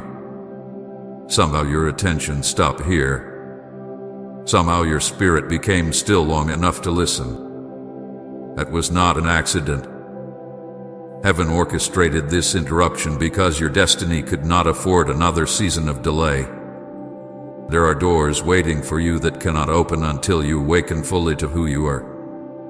There are blessings prepared for you that cannot enter a mindset still chained by fear. There are assignments attached to your life that require spiritual boldness, not constant hesitation. I did not create you to spend your entire life questioning whether you are enough. I created you carrying authority, purpose, vision, and power. But pain made you forget. Rejection made you doubt. Delay made you tired. So now I am reminding you who you are before the next season begins. My beloved child, I know the secret frustration you carry inside your heart. I know how exhausting it has become pretending to remain strong while internally feeling lost. I know the quiet disappointment you feel each time another door closes. I know the questions you never speak aloud because you are afraid of sounding weak. But hear me clearly now. The closed doors were not the end of your story. Many of those doors closed because they were too small for the future I prepared for you. Some relationships ended because they could not survive where I am taking you. Some delays existed because your spirit needed strengthening before receiving what you prayed for. You thought heaven was withholding from you, but heaven was actually protecting you from receiving things before the appointed time. And now the appointed time is approaching faster than you realize. This is why your spirit suddenly feels unsettled. This is why your heart feels pulled between fear and expectation. Deep inside, you can sense that something is changing. You can feel movement beginning even if you cannot yet explain it. My child, that feeling is real. The atmosphere around your life is shifting. The spiritual season over your life is changing. What once felt blocked will begin opening. What once felt delayed will begin moving. What once felt impossible will begin unfolding unexpectedly. But before those doors open, your spirit had to awaken first. You had to hear my voice clearly before the noise of the next season arrived. That is why I interrupted you now. Because if I waited longer, fear would continue convincing you to remain where you are instead of stepping into where I am calling you. I need you to understand the seriousness of this moment. This is not just another emotional experience that fades tomorrow. This is a prophetic interruption. Heaven itself is confronting the limitations that have surrounded your life. I am confronting the fear that kept you hidden. I am confronting the doubt that weakened your confidence. I am confronting the lies that told you your life would never change. My child, I did not preserve you through all those battles only to abandon you before your breakthrough arrived. Every tear you cried was seen. Every sleepless night was recorded. Every prayer whispered in exhaustion reached me. And now heaven responds. The enemy tried to keep you distracted because distraction is one of the greatest weapons against destiny. If he could keep your attention trapped in survival, you would never fully pursue purpose. If he could keep you emotionally exhausted, you would stop expecting miracles. If he could convince you that delay meant denial, you would eventually stop listening for my voice. But I refuse to let that happen. That is why I called your name repeatedly today. Because your spirit needed to wake up before your opportunity arrived. You needed to recognize that heaven is not distant from your situation. Heaven is actively moving around your life right now. My beloved child, listen carefully to what I am about to tell you. The next season of your life will require courage greater than the last season demanded. You cannot carry the same fearful mindset into the future I prepared for you. You cannot keep shrinking yourself to fit environments I already outgrew for you. You cannot keep apologizing for the calling placed upon your life.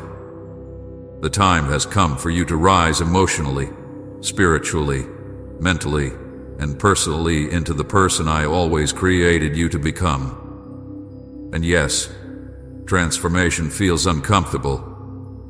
Awakening feels overwhelming. Destiny often interrupts comfort before it changes lives. But I would rather interrupt your comfort now than allow you to miss the future waiting for you. So do not ignore this feeling in your spirit. Do not dismiss these words as coincidence. Do not return to sleep after heaven itself has called your name. I called you 3 times today because one call was not enough to break through the walls fear builds around your heart. I called you because destiny is standing at your door. I called you because your season is shifting faster than you realize. I called you because the silence is ending. And I called you because heaven refuses to let you stay where you are any longer. My beloved child, come closer to me now and listen carefully, because what I am about to say is not distant from your pain. I know there were moments when you believed nobody truly understood what you were carrying inside. I know there were nights when you stared into darkness while everyone else slept peacefully, and your mind refused to rest because the weight on your heart felt too heavy to escape.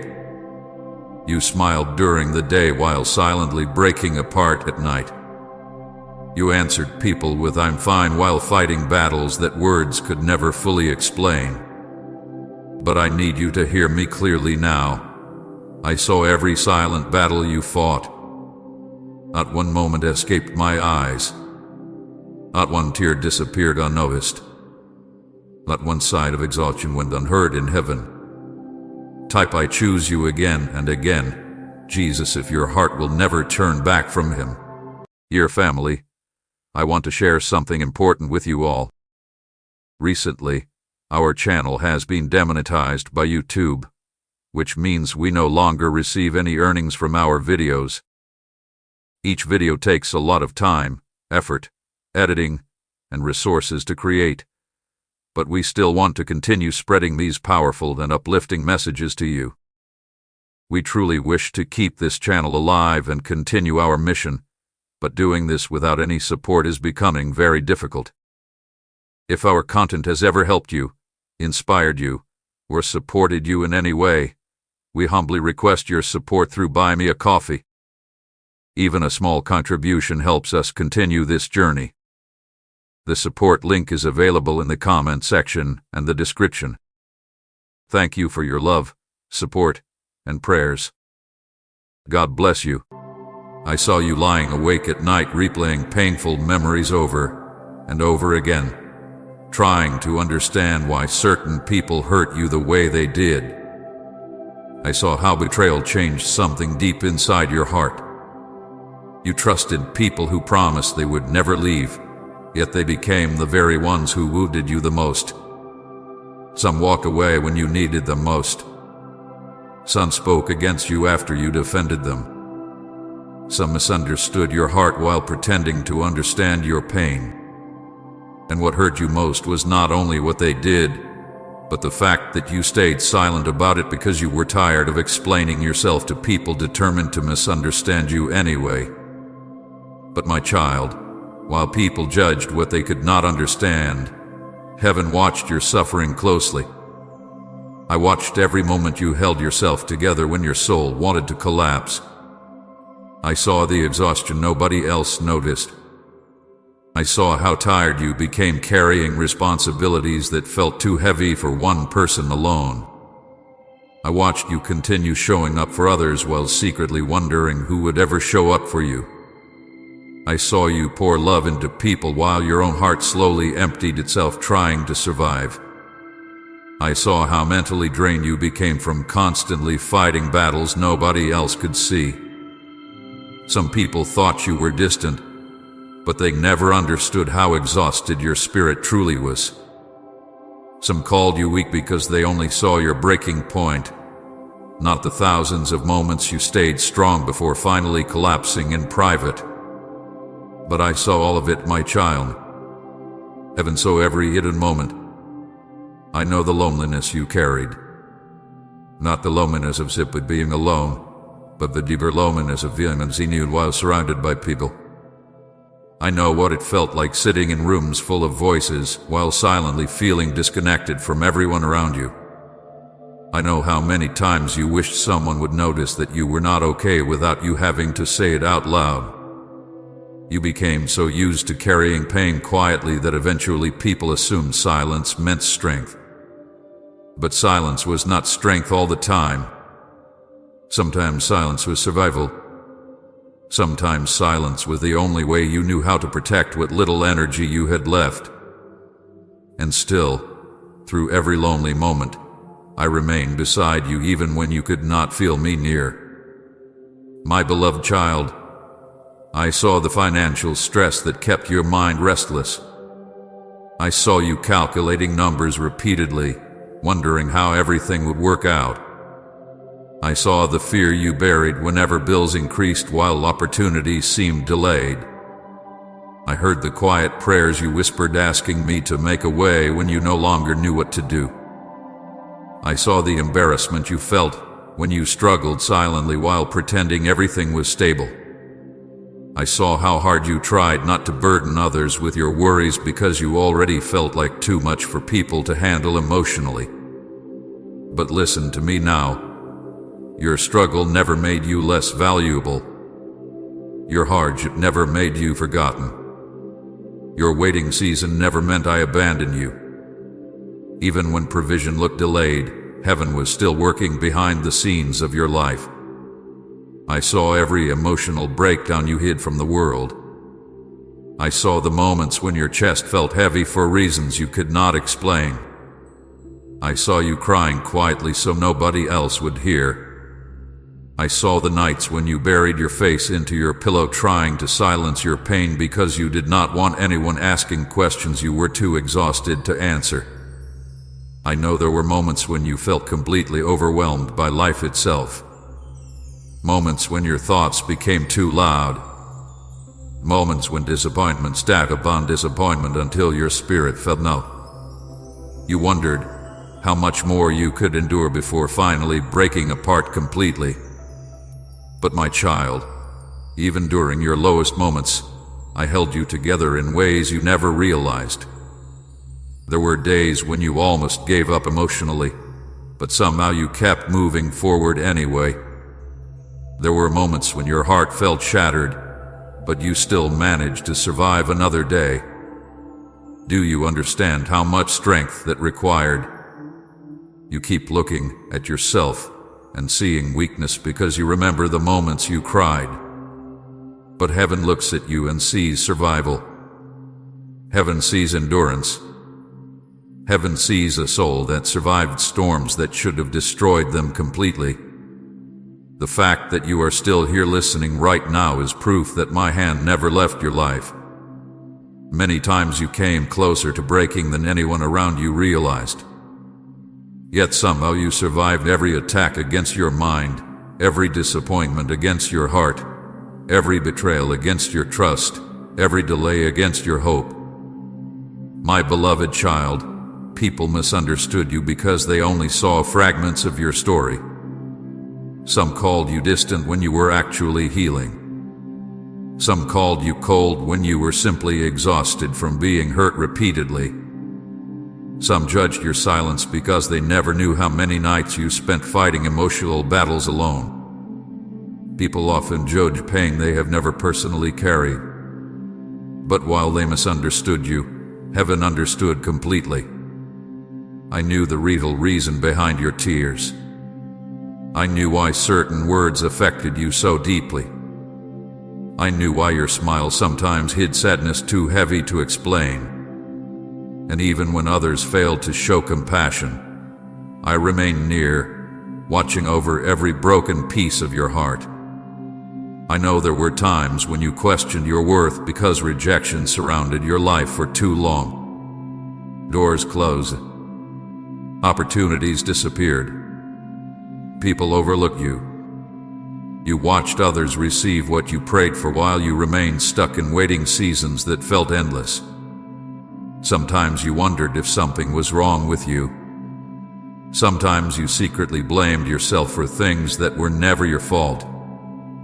But my child, rejection from people never changes your value in heaven. The opinions of others cannot erase the purpose I placed upon your life before you were born. What people ignored, heaven protected.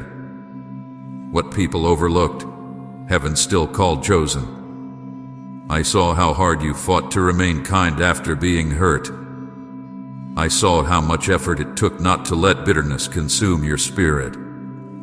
You had every reason to become angry at life, angry at people, even angry at me. Yet despite your pain, there remained something soft inside your heart that refused to fully give up on hope. Even during your darkest seasons, you still searched for me. Even while exhausted, you still whispered prayers. Even after disappointment, you still held on to the possibility that maybe one day things could finally change. My child, that quiet faith moved heaven more than you realize.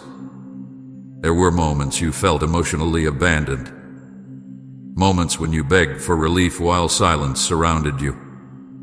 You wondered why I did not immediately remove every burden from your life.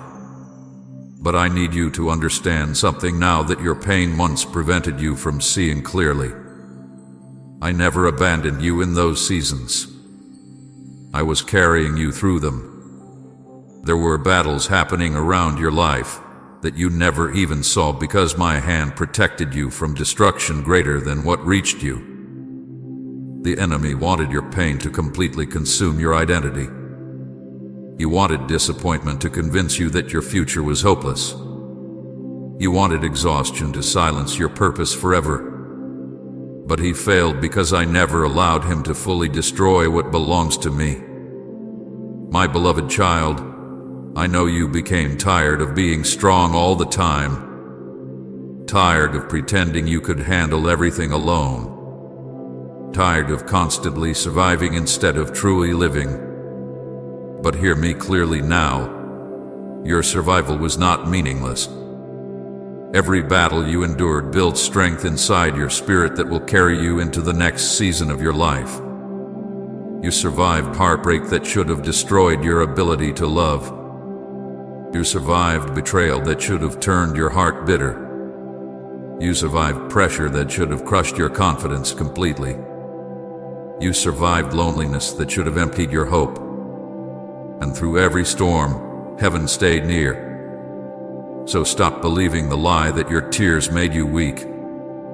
Your tears were evidence that you kept fighting even when life became overwhelming. Stop believing the lie that your emotional struggles made you less worthy. Heaven never loved you less during your broken moments.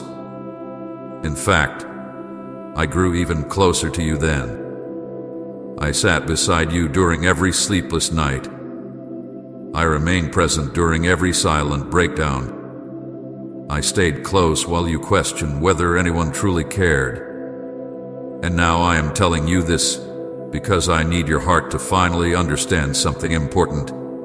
You were never abandoned. Not once. Not during the nights you cried yourself to sleep. Not during the days you felt invisible. Not during the seasons when life felt unbearably heavy. I saw every silent battle you carried, my child. And through all of it, I never stopped holding you in my hands. My beloved child, listen carefully now because I need you to understand why I called your name 3 times today. It was not random. It was not symbolic without meaning. Heaven does nothing carelessly. Every call carried purpose. Every moment carried urgency. Every stirring in your spirit was intentional. I did not repeat your name because I was uncertain whether you belonged to me.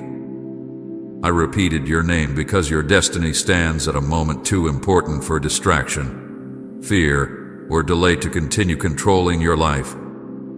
There are seasons when I whisper gently, and there are seasons when I call repeatedly because time itself is shifting around a person's future.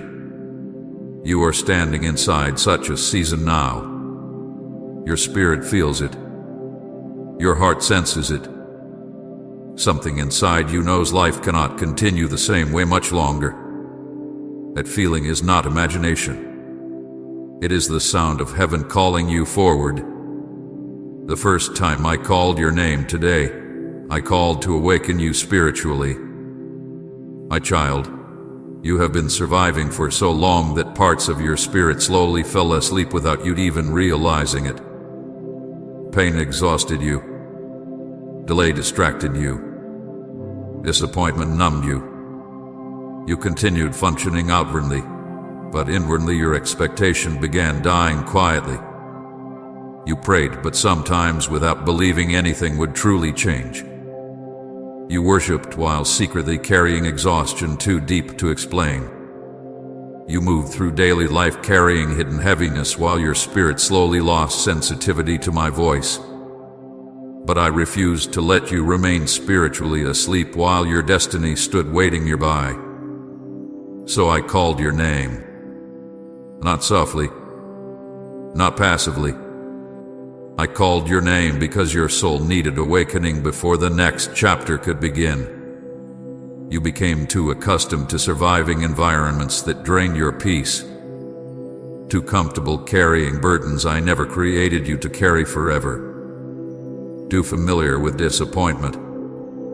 Somewhere along the journey, your spirit stopped expecting miracles the way it once did. You learned how to survive pain, but survival was never your final purpose. I created you to walk in authority, intimacy, boldness, and spiritual clarity. Yet the enemy slowly convinced you that exhaustion was normal and delay was permanent. That is why my first call carried awakening. I needed to shake the dust off your spirit before fear convinced you to settle permanently beneath your calling. My child, heaven is trying to wake up the version of you that still believes impossible things can happen. The version of you that once trusted me without overthinking every step. The version of you that still carried holy expectation before disappointment tried to silence it. The second time I called your name today, I called to pull you away from fear and delay. Listen carefully because this part matters deeply. Fear has been stealing time from your destiny. Not only fear of failure, but fear of moving forward after being hurt before. Fear of trusting again. Fear of hoping again. Fear of stepping toward opportunities because disappointment taught you to expect pain instead of breakthrough. You told yourself you were being cautious, but often you were simply protecting yourself from the possibility of heartbreak.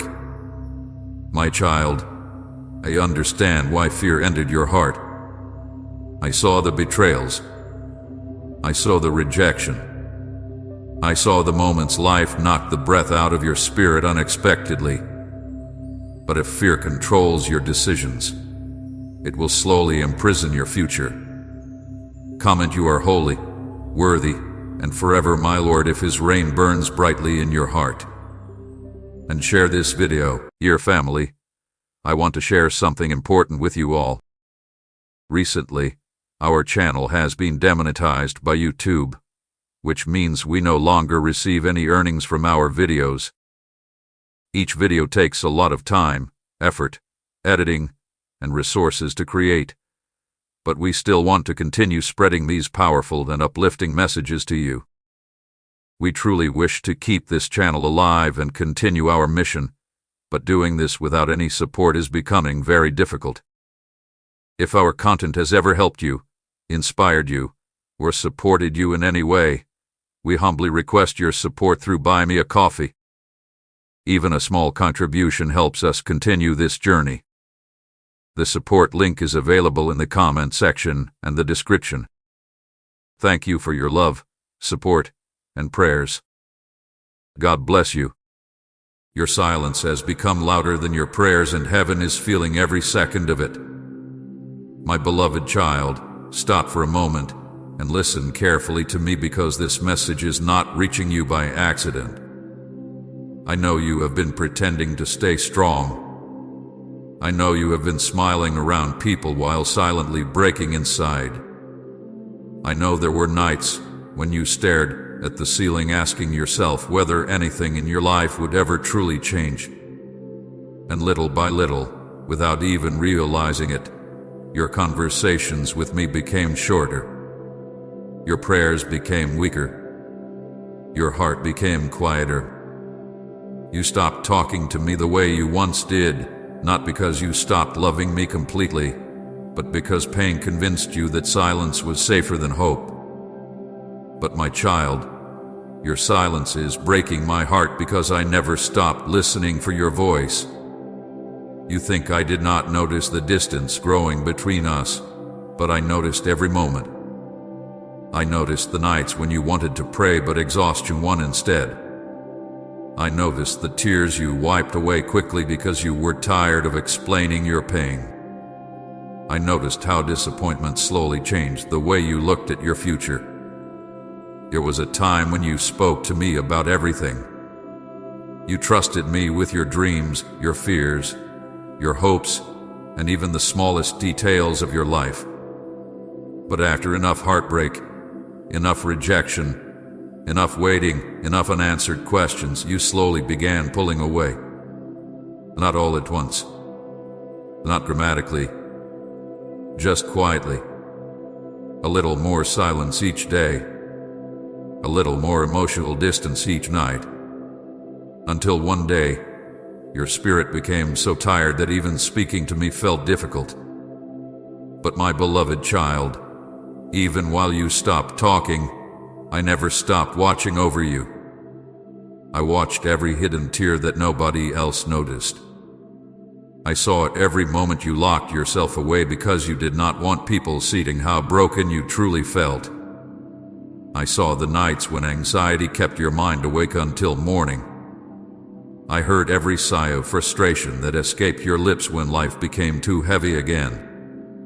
I watched you carry emotional burdens nobody around you understood.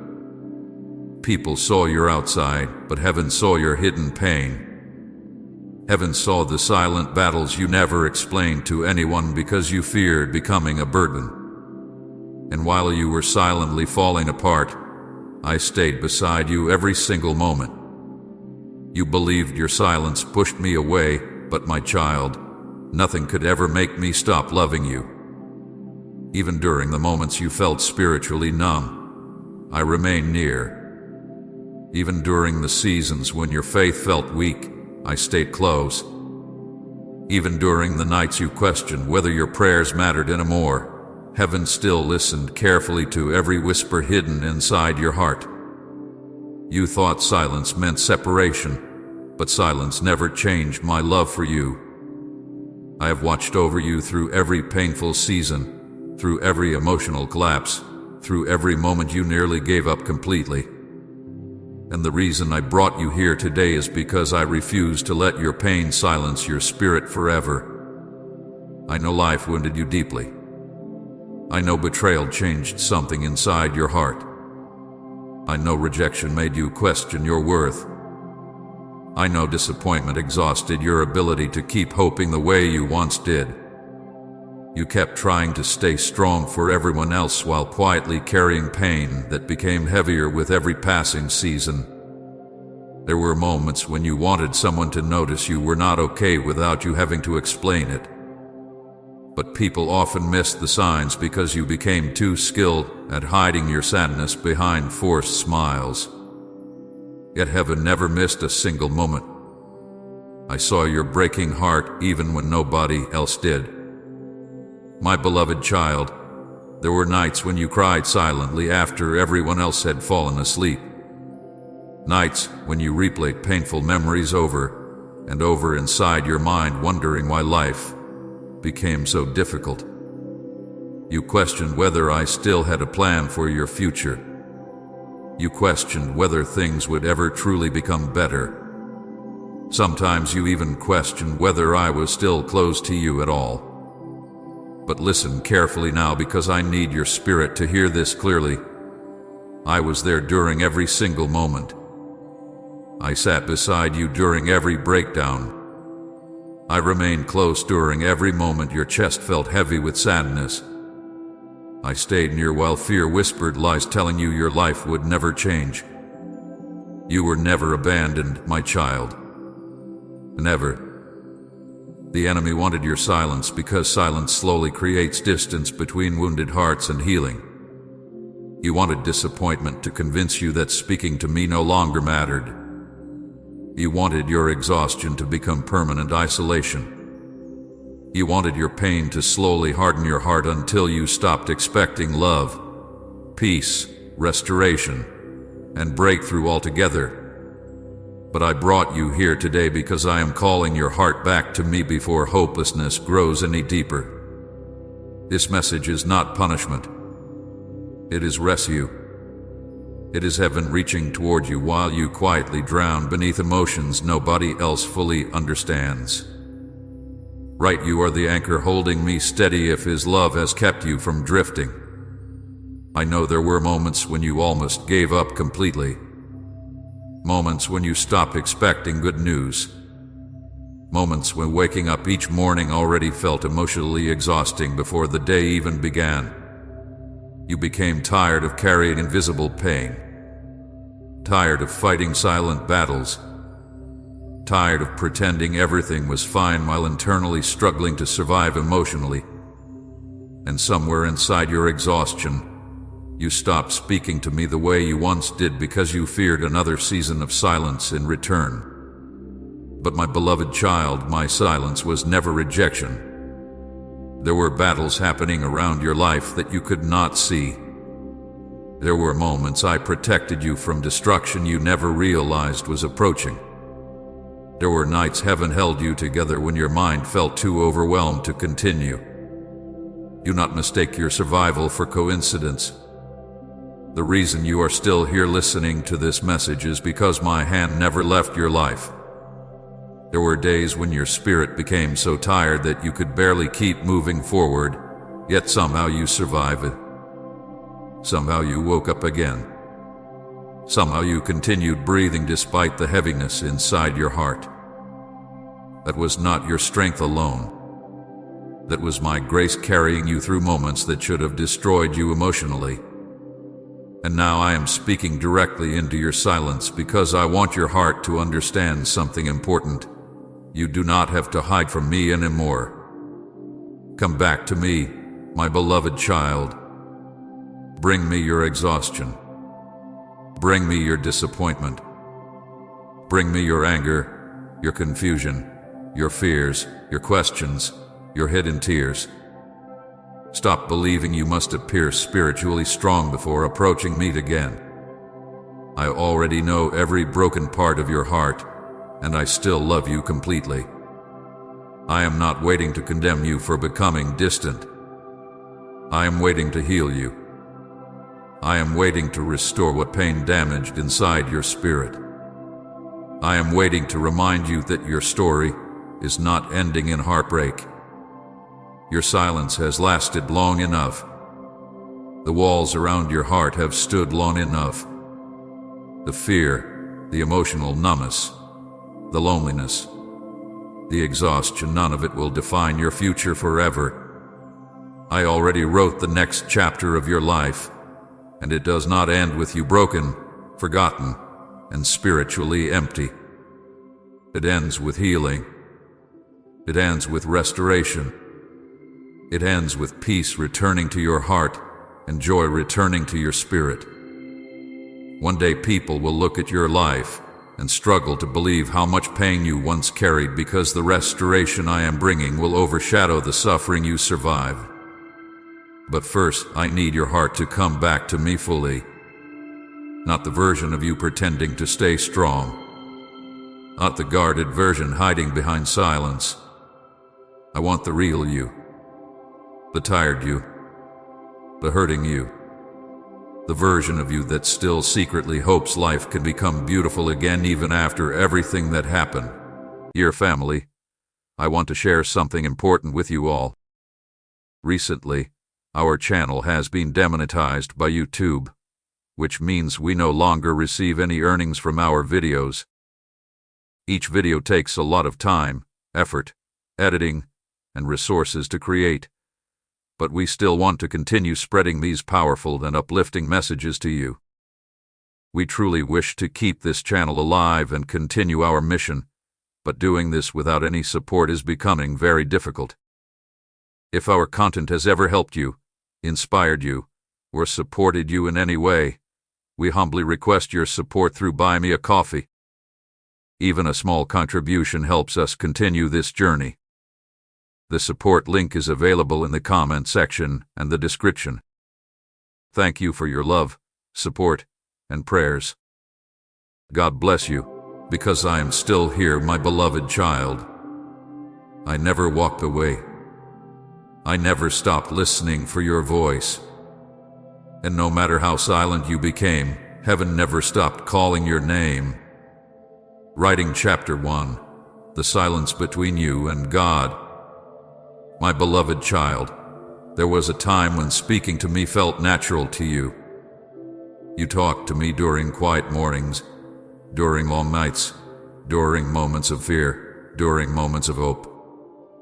You shared your heart openly because you believed I was listening closely to every word. But life slowly changed something inside you. Pain entered places in your spirit that you did not know how to heal from. Disappointment began stacking upon disappointment until your heart grew tired. You prayed for certain things with complete faith, but the waiting seasons became longer than you expected. Some prayers seemed unanswered. Some wounds stayed open longer than you could endure comfortably. And little by little, without even realizing it, silence began growing between us. Please support our channel. Our work is to bring happiness in your life and devotion to God. And if you want, you can donate to us. Given link in description or pinned comment to show your support. It did not happen suddenly. It happened quietly. At first, your prayers simply became shorter because exhaustion made it difficult to find words. Then certain nights passed where you fell asleep emotionally drained before speaking to me at all. Then disappointment convinced your heart that maybe silence hurt less than hoping again. And eventually, you stopped talking to me the way you once did because deep inside you feared being disappointed again. My child, I saw every moment this distance formed. I saw how life slowly exhausted your spirit until silence became easier than vulnerability. You never completely stopped believing in me. That was not the problem. The problem was that pain convinced you to stop opening your heart fully.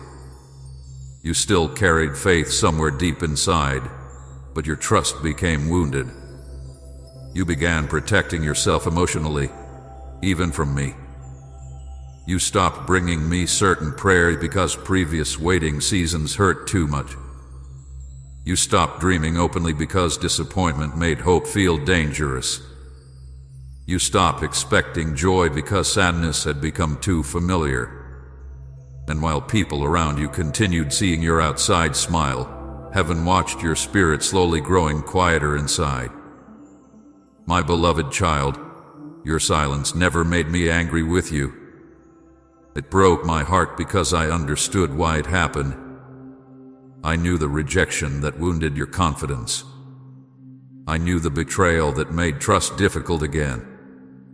I knew the nights when loneliness became so heavy that you no longer had strength left to speak.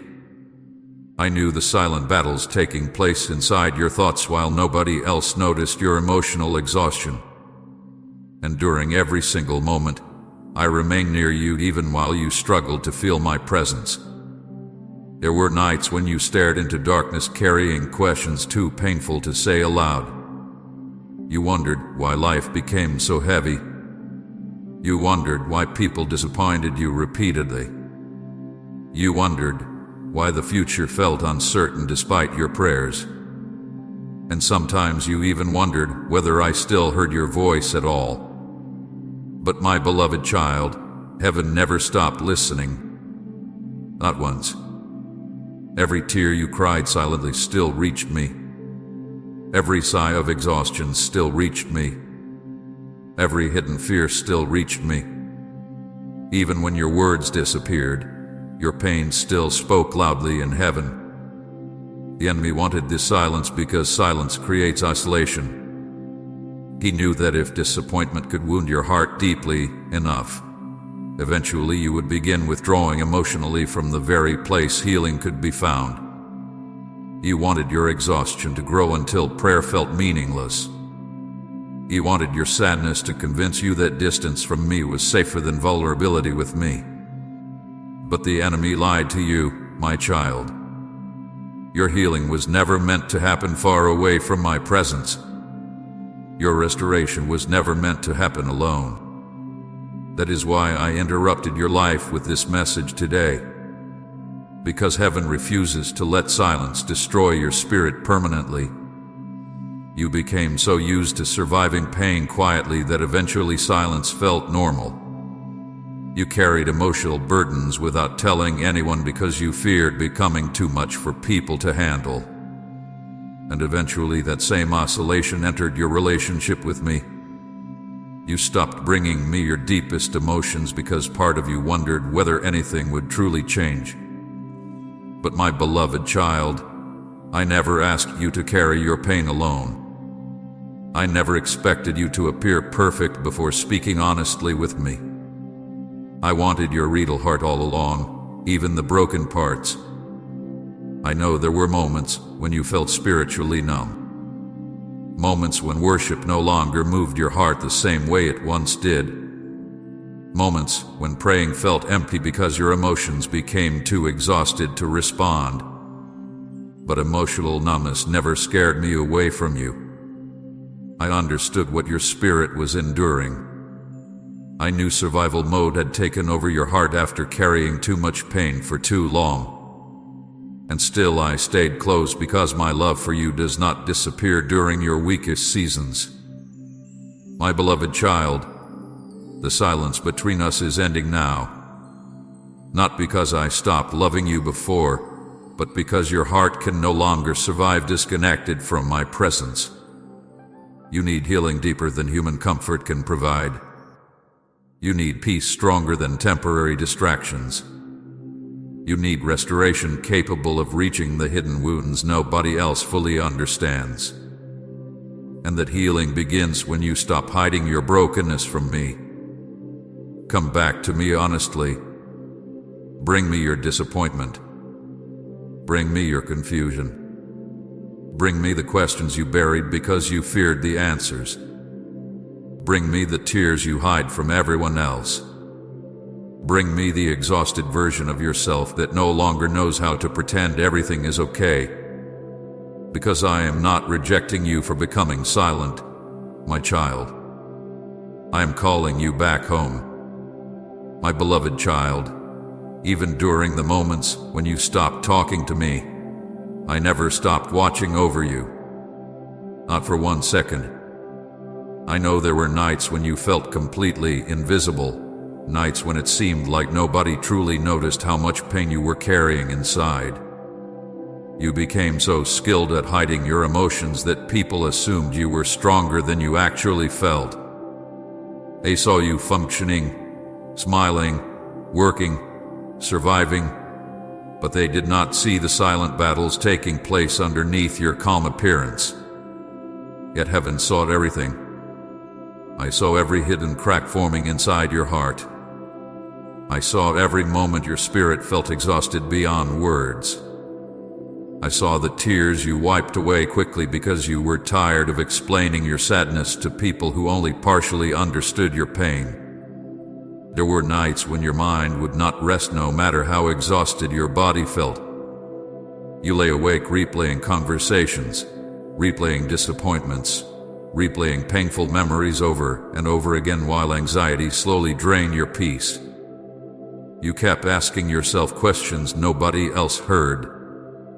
Why did this happen to me? Why does life feel so heavy? Will things ever truly change? And even during those moments when your thoughts became overwhelming, I remained beside you quietly.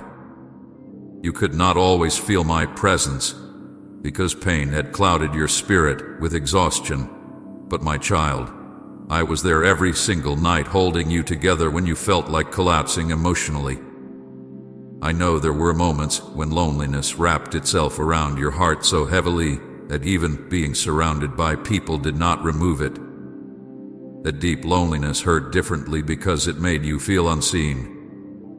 You laughed around others while silently feeling disconnected inside. You listened to people speak while carrying emotional storms nobody around you noticed. There were moments when you secretly wished someone would simply ask, "Are you really okay?" and truly mean it.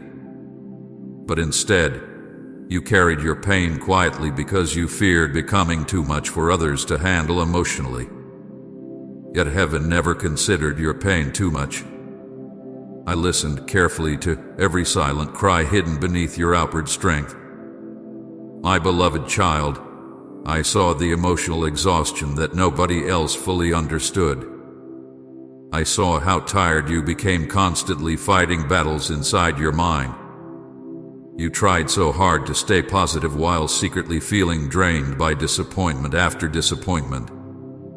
Some mornings you woke up already emotionally exhausted before the day even began. Some nights you cried because life simply became too overwhelming to process anymore. And still, despite everything you carried, you continued showing up for others. You continued helping people while your own spirit quietly begged for rest. You continued encouraging others while secretly wondering who would ever notice your own pain. But I noticed, my child. Heaven noticed every hidden burden you carried silently. I saw the financial stress you rarely talked about openly. I saw the moments when bills, responsibilities, and uncertainty made your chest feel heavy with fear. You tried to remain calm externally while internally wondering how everything would work out. You prayed quietly about needs you felt embarrassed discussing with others. You worried about your future while pretending to remain strong. But your struggles never made you less valuable to me. Your waiting seasons never made you forgotten. I watched every moment you chose to keep going despite uncertainty trying to break your confidence. I know betrayal changed something deep inside your heart. There were people you trusted completely who ended up wounding you deeply. Some walked away during the seasons you needed love most. Some misunderstood your intentions while you were genuinely trying your best.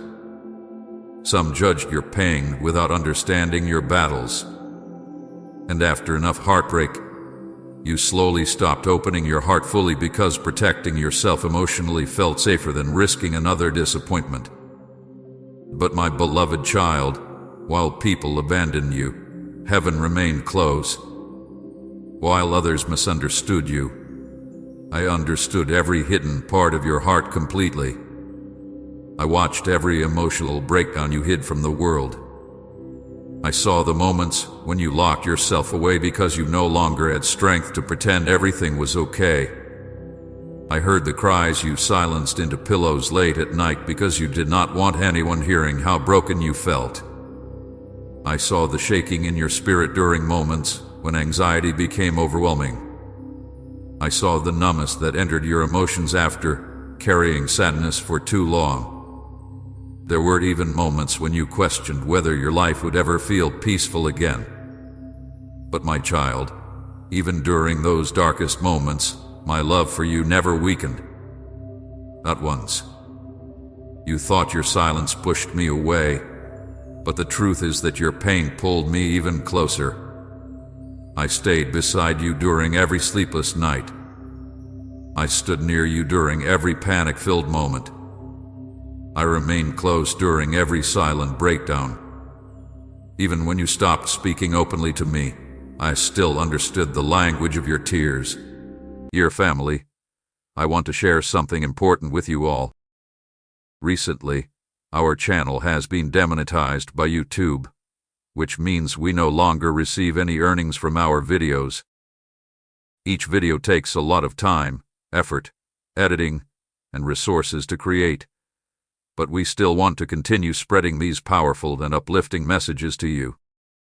We truly wish to keep this channel alive and continue our mission, but doing this without any support is becoming very difficult. If our content has ever helped you, inspired you, or supported you in any way, we humbly request your support through Buy Me a Coffee. Even a small contribution helps us continue this journey. The support link is available in the comment section and the description. Thank you for your love, support, and prayers. God bless you. I still heard the prayers hidden inside your sighs. Heaven never needed perfect words from you to understand your suffering. Your heart spoke loudly even during silence. The enemy wanted you to believe that your brokenness made you unworthy of love, peace, and restoration. He wanted disappointment to convince you that things would never improve. You wanted exhaustion to become your permanent identity. But the reason you survived every painful season is because my hand remained over your life the entire time. There were moments when you came closer to giving up than anyone else realized. Moments when hopelessness whispered that nothing would ever change. Yet somehow, you kept moving forward. Somehow you survived another day. That was not coincidence, my beloved child. That was grace carrying you through storms that should have destroyed your spirit completely. Comment you are holy, worthy, and my king if he rules every corner of your life. You keep looking at yourself and seeing weakness because you remember the moments you cried. But heaven looks at you and sees endurance.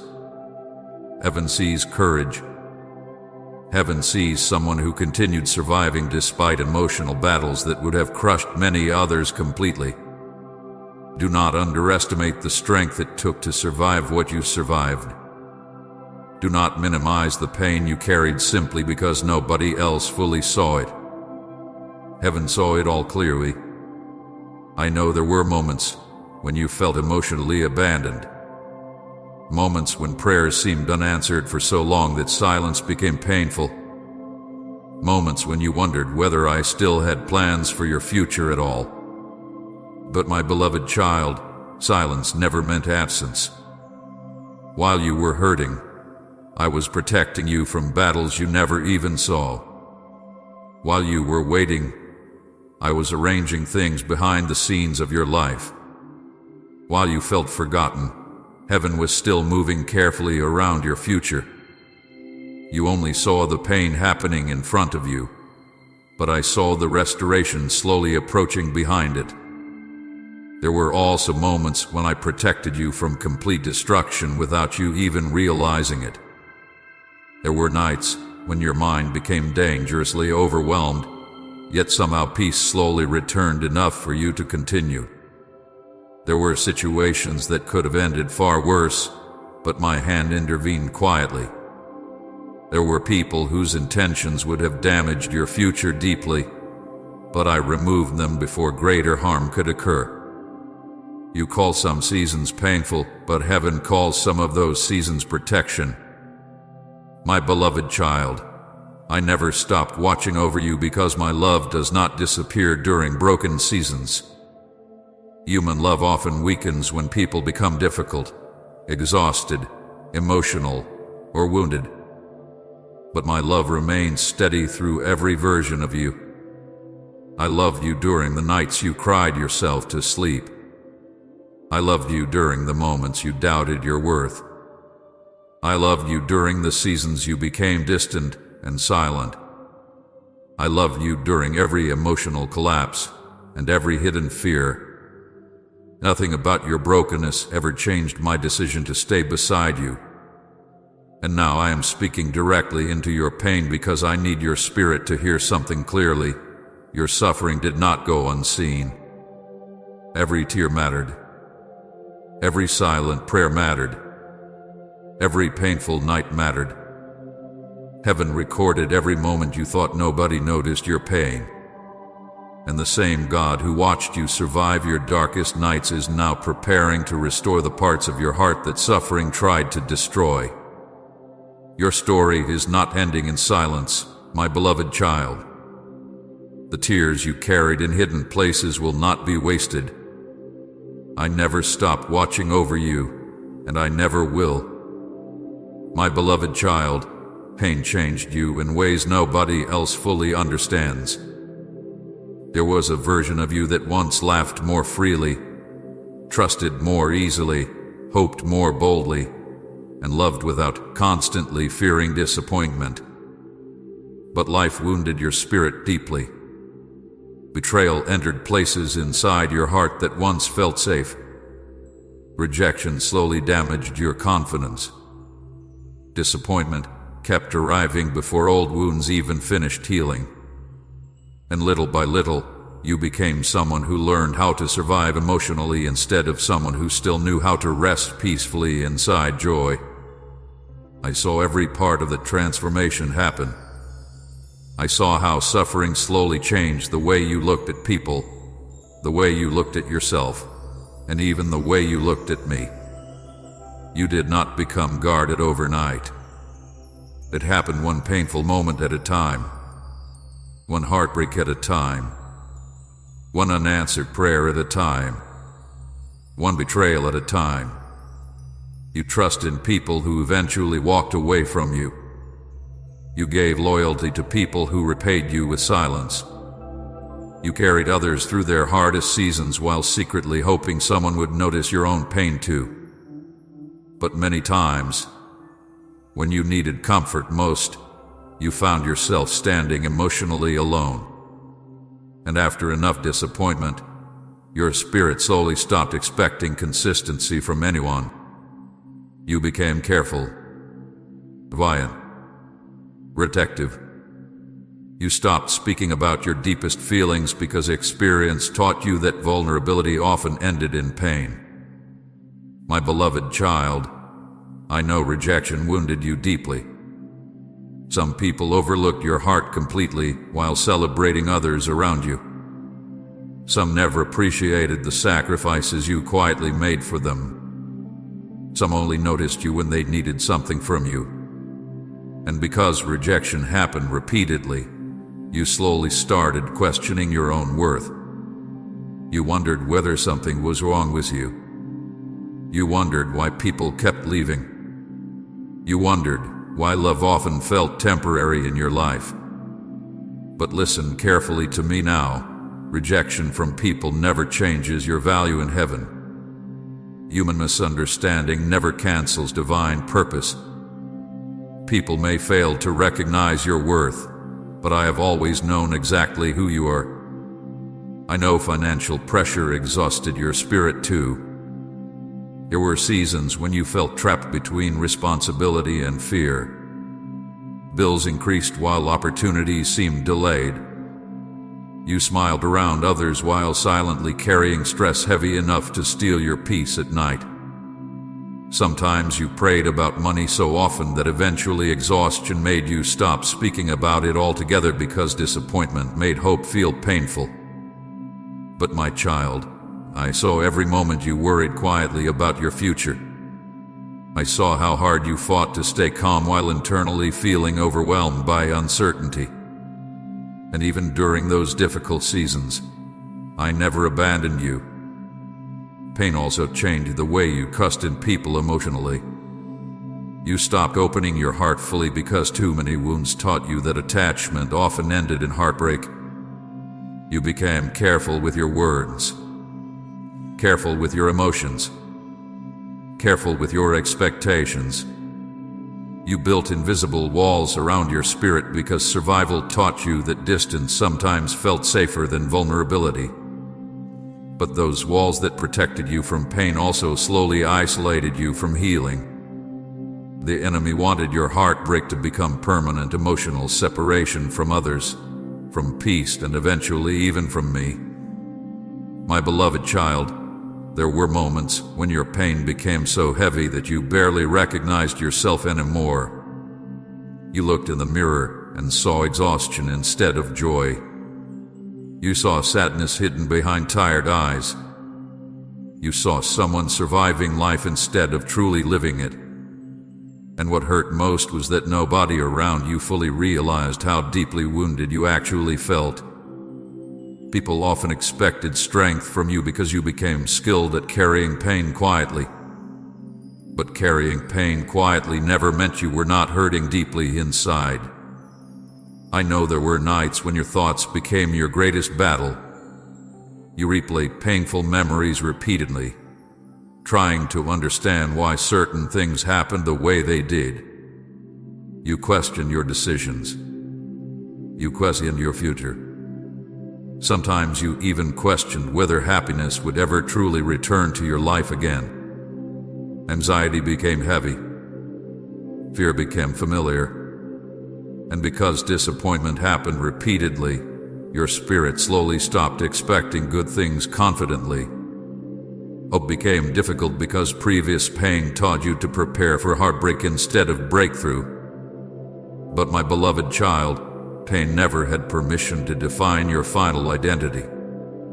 Yes, suffering changed you. Yes, heartbreak affected your spirit deeply. Yes, betrayal left scars. But those scars do not tell the full story of who you are becoming. The enemy wanted your pain to harden your heart permanently. He wanted your disappointments to silence your dreams forever. He wanted survival mode to replace intimacy, faith, joy, and peace completely. But I never intended for your brokenness to become your permanent home. You became emotionally exhausted because you carried too much for too long without enough healing. You kept trying to function while your spirit quietly begged for rest. There were days when simply surviving emotionally felt like hard work. Some mornings you woke up already tired because your mind never truly rested during the night. And still, despite everything happening inside you, you continued trying. You continued showing up for responsibilities. You continued helping others. You continued moving forward even while carrying invisible pain. Heaven saw every hidden act of endurance. I know there were moments when you felt angry too. Angry at people who hurt you. Angry at situations that seemed unfair. Sometimes even angry at me because silence felt painful while you desperately needed answers. But my child, I was never offended by your honest emotions.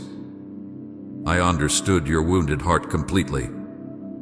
I knew you were not becoming distant because you stopped caring. You became distant because pain exhausted your ability to stay emotionally open without fear. There were moments when you secretly wondered whether your best days had already passed. You looked at your life and saw broken pieces instead of future possibility. You wondered whether too much damage had already happened emotionally for things to ever fully heal again. But hear me carefully now. I specialize in restoring hearts that believe they are beyond repair. I rebuild lives that pain tried to destroy completely. I bring peace back into spirits that became exhausted from carrying silent sorrow too long. My beloved child, I need you to understand something deeply important right now. The fact that pain changed you does not mean pain defeated you. You are still here.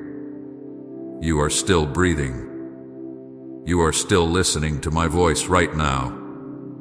That means your story is not over. The enemy attacked your peace because he feared your future. He attacked your confidence because he feared your calling.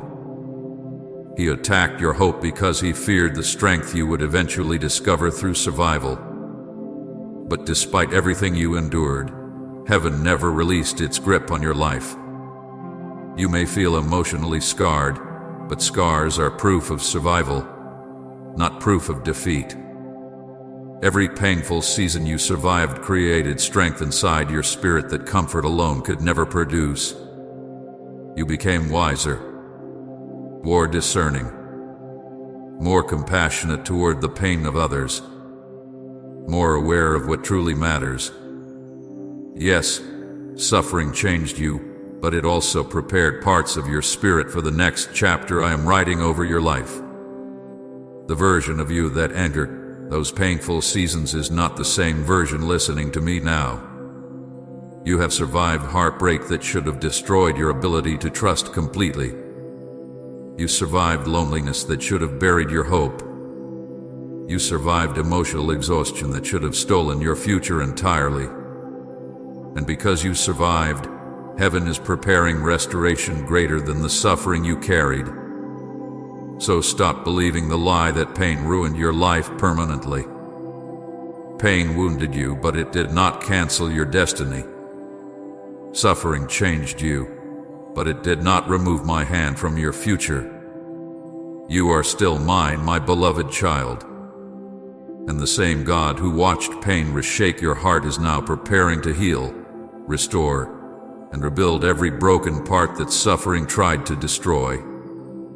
Type "I will choose you" every single day, Jesus, if your devotion won't fade away. And share this video. Dear family, I want to share something important with you all. Recently, our channel has been demonetized by YouTube, which means we no longer receive any earnings from our videos. Each video takes a lot of time, effort, editing, and resources to create, but we still want to continue spreading these powerful and uplifting messages to you. We truly wish to keep this channel alive and continue our mission, but doing this without any support is becoming very difficult. If our content has ever helped you, inspired you, or supported you in any way, we humbly request your support through Buy Me a Coffee.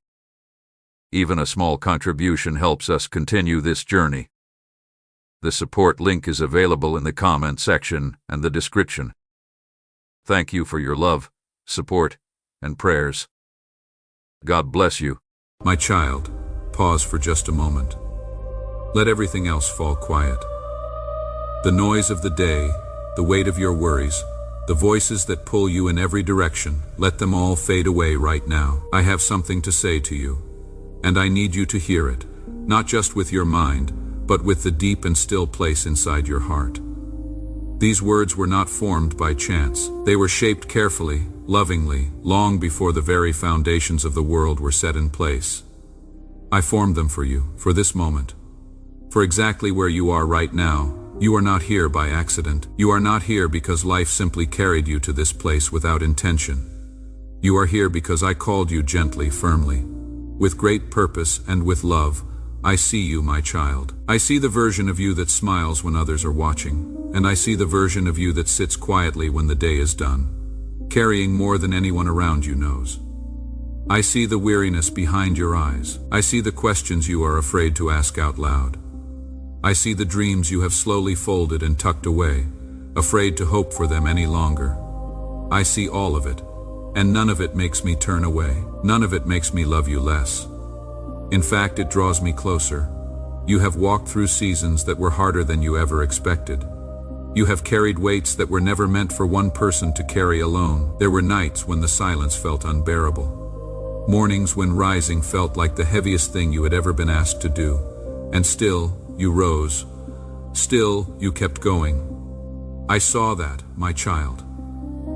I saw every single step. There were moments when you whispered prayers into what felt like empty air. Moments when you wondered if anyone was truly listening. Moments when you were not even sure what to say.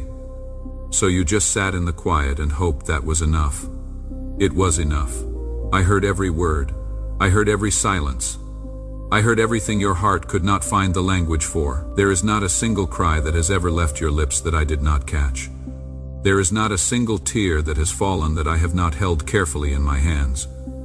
You have never been speaking into empty space. I have always been here listening, leaning in close. Closer than your next breath, and I am here right now speaking back to you. This is the moment your heart has quietly been reaching toward. This is the answer to the question you have asked in 100 different ways. You are seen. You are known. You are not alone. Let that settle deep into you. You are not invisible to me. You are not a face in a crowd that I struggle to remember.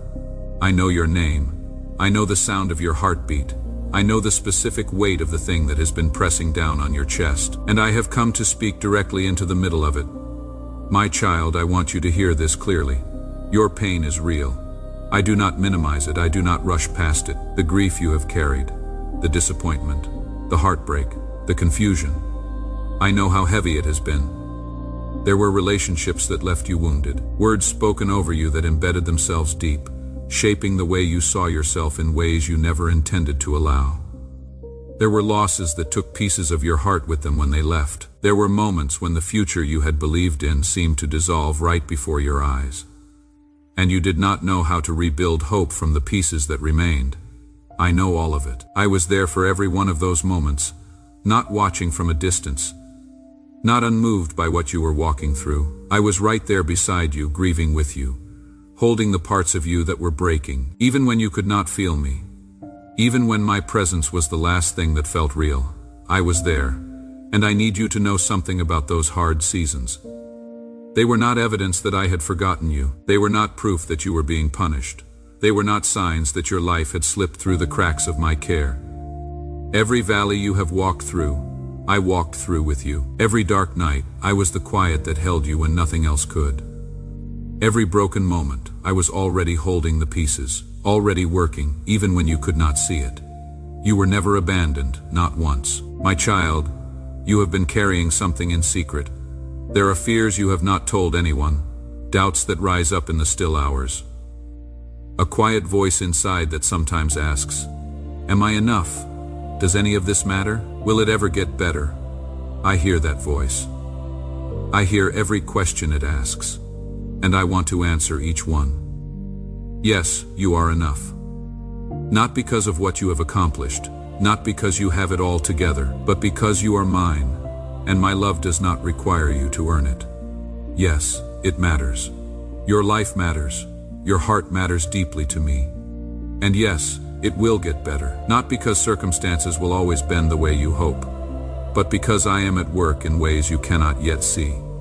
Building, preparing, clearing the way for what lies ahead.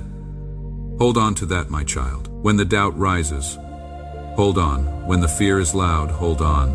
When everything inside you wants to release your grip on hope, hold on, because I am holding on to you, and I will not let go. My child, I see the nights you have spent wide awake, staring at the ceiling while the world outside slept quietly.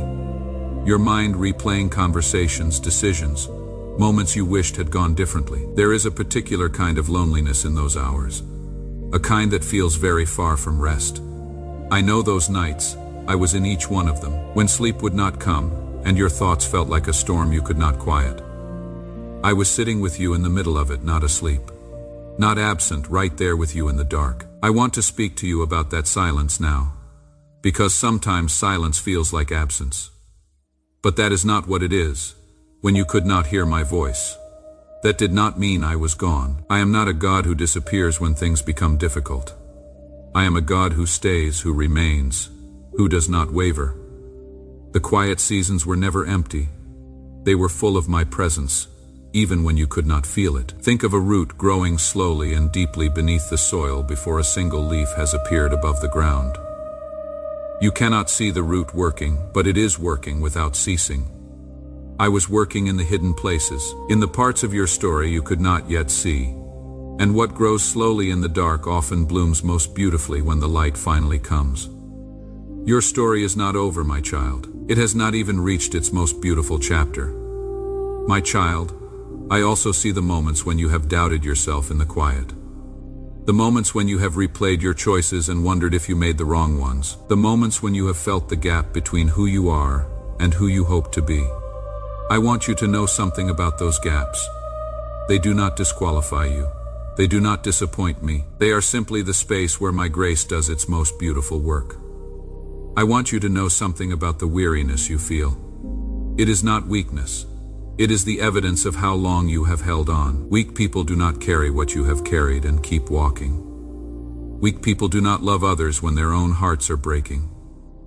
Weak people do not wake up and try again when trying feels impossible. You have done all of those things. That is not weakness. That is a quiet, enduring, beautiful kind of strength. And I see it clearly even when you cannot see it in yourself, my child. I want you to do something right now. Write "I am held" in the comments below. It is a simple act, but declarations matter. Speaking truth out loud matters. Let those 3 words be your response to what I am saying to you in this moment. Let it be the first small step of leaning in. And while you are here, I want to pause and say something simple. This space was built for moments like this one, for the people who find it at the exact moment they need it most. That does not happen without support. If something in these words has met you today, if you felt seen, even for a moment, consider giving a gift so that the next person searching for this can find it too. The link is in the description below. No amount is too small. Every gift is a hand extended to someone you will never meet, but someone God already sees. Now, my child, let me go deeper. I want to speak to something that sits very close to the center of your heart. I want to speak to the question of your worth, because somewhere along the way, you began to believe something about yourself that was never true. Maybe it was a word spoken carelessly by someone you trusted. Maybe it was a pattern of disappointment that quietly taught you not to expect too much for yourself.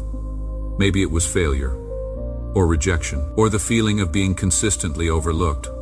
Whatever it was, it planted a seed, and over time, that seed grew into a belief. A belief that said, you are less than, you are too much, or not enough. You do not truly belong. I want to speak directly to that belief today. It is a lie, every piece of it, and I want to uproot it carefully, gently, from the places where it has taken hold. You were not made to carry that belief. It does not belong to you. When I look at you, I do not see your failures first. I do not scan your record of mistakes before deciding whether you are worth my love. I see my child, my creation, the one I shaped with intention and with care. I see someone worth everything. Someone I chose before the foundations of the world were laid. That is how I see you, always, without exception, without condition. The world will tell you that worth must be earned, that love is conditional, that acceptance depends on performance. The world measures by output, by appearance, by what you can produce for it. But that is not how I measure you. I do not measure you against others. I do not compare your journey to those around you. Dear family, I want to share something important with you all. Recently, our channel has been demonetized by YouTube, which means we no longer receive any earnings from our videos. Each video takes a lot of time, effort, editing, and resources to create. But we still want to continue spreading these powerful and uplifting messages to you. We truly wish to keep this channel alive and continue our mission, but doing this without any support is becoming very difficult. If our content has ever helped you, inspired you, or supported you in any way, we humbly request your support through Buy Me a Coffee. Even a small contribution helps us continue this journey. The support link is available in the comment section and the description. Thank you for your love, support, and prayers. God bless you. I formed you uniquely. Your path is yours alone, and every step of it, every twist, every unexpected turn is held within my hands. My child, I want to speak to the shame you carry, the things you have done that you wish you could undo, the moments you are not proud of, the choices that still follow you like shadows. Shame is a heavy thing. It is one of the heaviest things a heart can carry, and it is a liar. It tells you that what you have done defines what you are. It tells you that forgiveness has a limit, that some things are simply too far gone even for grace. I need you to hear me on this, because it is one of the most important things I will say. There is no limit to my forgiveness. None. There is no version of your story that is too broken for me to enter. There is no past too dark for my light to reach. I am not shocked by what you have done. I am not pulling back from you. I am the God who walks toward the mess, not away from it. And I am walking toward you right now fully without hesitation. What you have done does not define you. What I say about you defines you. And I say you are forgiven. I say you are restored. I say you are made new. Let that truth rise up louder than the voice of shame. Let it be what you hold on to when the past tries to speak over your future. My child, let me speak now to the ones who have been strong for a very long time, the ones who hold others together, who carry the weight so that those around them do not have to. The ones who say they are fine because it is easier than explaining what they actually feel. The ones who have been showing up for everyone else while quietly disappearing on the inside. I see you. And I want you to hear something you may not often hear. You are allowed to need. You are allowed to be held. You are allowed to lay it down. You were not created to carry everything on your own. Strength is a beautiful thing, But even the strongest things in creation have a place where they rest. The tallest trees have the deepest roots. The deepest roots reach down to living water. You need water too, my child. You need to let yourself be refilled, restored, tended to. Come to me not with your strength. Come to me with your need.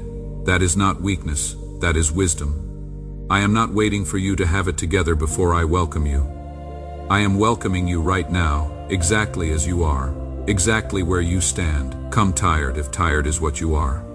Come confused.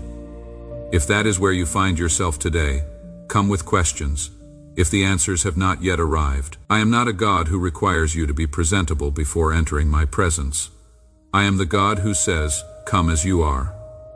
Right now, just as you are, my child, I know there are prayers you have stopped praying, hopes you quietly set aside because hoping felt too costly when it kept going unanswered. Dreams you once held with both hands that now sit in a corner of your heart, too tender to touch. I have not forgotten those prayers, not a single one. I have not set aside those desires as though they no longer matter. Every prayer you have ever offered has been held by me. Every hope you have ever carried has been seen, and I want to breathe fresh life into the places that have grown quiet. I am not a God who lets the beautiful things you entrusted to me simply fall away. I am the God who tends carefully to what has been placed in my hands. Those seeds of hope that you planted long ago, they are not dead. They are alive. They are growing in ways you cannot yet see, and when the season turns, they will break through the surface and bloom in a way that takes your breath away. Do not close your heart, my child. I know it has been bruised. I know it has been hurt by hoping before, but a heart kept open, even when it is afraid, is a heart I can work with. A heart kept open is a heart that can still receive everything I have for you. Let me tend to it. Let me be the one who keeps it soft, my child. Let me speak to the waiting. I know that many of you have been waiting for a long time, waiting for the door to open, for the answer to come, for the situation to shift, waiting for relief, for healing, for the thing you have been trusting me for. And the waiting has been hard. There are moments when waiting feels exactly like being forgotten. When it seems like everyone else is moving forward while you remain still. When you begin to wonder if you somehow missed your window. If your chance has already passed, I need to tell you this as clearly as I can. You have not been forgotten. Not for a single moment. Not for a single day. Every season of waiting has been a season of preparation. I have been building something in you that could not have been built any faster. I have been shaping something in the stillness that the movement could not have produced. The waiting was not wasted. The quiet season was not empty. It was full of my careful, intentional work in the places you could not see. Think of it this way. A diamond is not formed quickly. It is formed under immense pressure, over a long and hidden period of time. And the very conditions that could seem like destruction are the exact conditions required to produce something of extraordinary value. You are not being crushed, my child. You are being formed. And what is being formed in you is more beautiful than you yet know. Do not despise the waiting. Do not rush the process. The blessings I have placed along your path will not pass you by. They have your name on them, and when the time is right, you will step into every single one. My child, I also want to speak to the comparison. The moments you look at someone else's life and feel the quiet ache of wondering, why not me? Why does their path seem clearer, easier, more certain? Why do their prayers seem to be answered while yours still wait? Comparison is a thief. It will take your peace if you let it, and it will always lie to you about what you are seeing. You are not seeing the full picture of another person's journey. You are only seeing what is visible. You are not walking their road. You are walking yours, and the road I designed for you is not a lesser road. It is the exact road that leads to the exact life I created you to live. Another person's blessing is not evidence that you have been overlooked. It is simply their season, and your season is also coming. Stay on your road, my child. Keep your eyes forward, keep walking with me. Do not let someone else's chapter make you lose faith in your own. I am writing your story with the same love and intentionality I pour into every story I write. And the ending I have planned for you is a good one. If you are choosing to trust me today, even through the uncertainty, even with tired eyes and a heavy heart, write "I trust you, Lord" in the comments. Let those words be your declaration. Let them be the anchor you press into the ground right now. That kind of trust offered through difficulty is the most precious kind there is, and I receive it with great love. I want to speak to the moments when you have asked me, how much longer?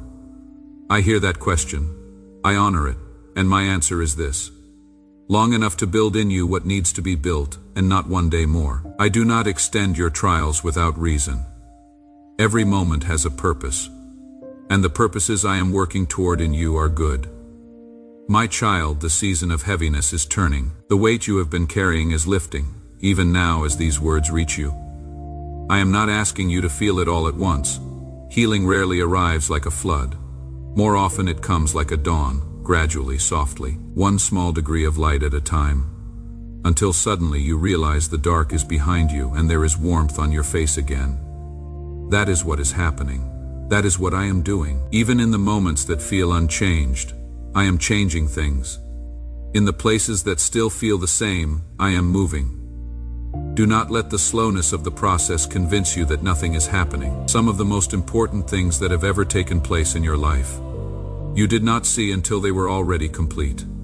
Trust the work, even when you cannot see it. Trust the hands that are doing it. I am still speaking over your life. I am still here. I am still holding you. There is no place you can go where my love cannot reach you. There is no thought too dark, no past too broken, no moment too far gone that I cannot enter and bring healing. I am not afraid of your mess. I am not shocked by your struggle. I am the God who steps into the middle of storms, and I bring a peace that nothing else in this world can give. You have tried to be strong for so long. You have carried so much in silence. You tell others you are fine, but I see deeper. I see the nights when sleep will not come, the mornings when it is hard to rise, the moments when you feel like giving up on the thing you have been believing for. I see it all, and I want you to know you do not have to do this alone. I am your strength. I am your safe place. You do not have to keep pretending. Come to me just as you are, no performance, no mask, just you. I will meet you with open arms, my child. You have survived days you thought would destroy you. You have kept walking when your heart was heavy, and your strength felt gone. That is something I see, and I do not take lightly. I see the quiet courage it took to rise each morning. I see how you have kept loving, kept giving, kept believing, even with a broken heart. That matters to me, you matter to me. And because you have kept going, I am opening new doors for you.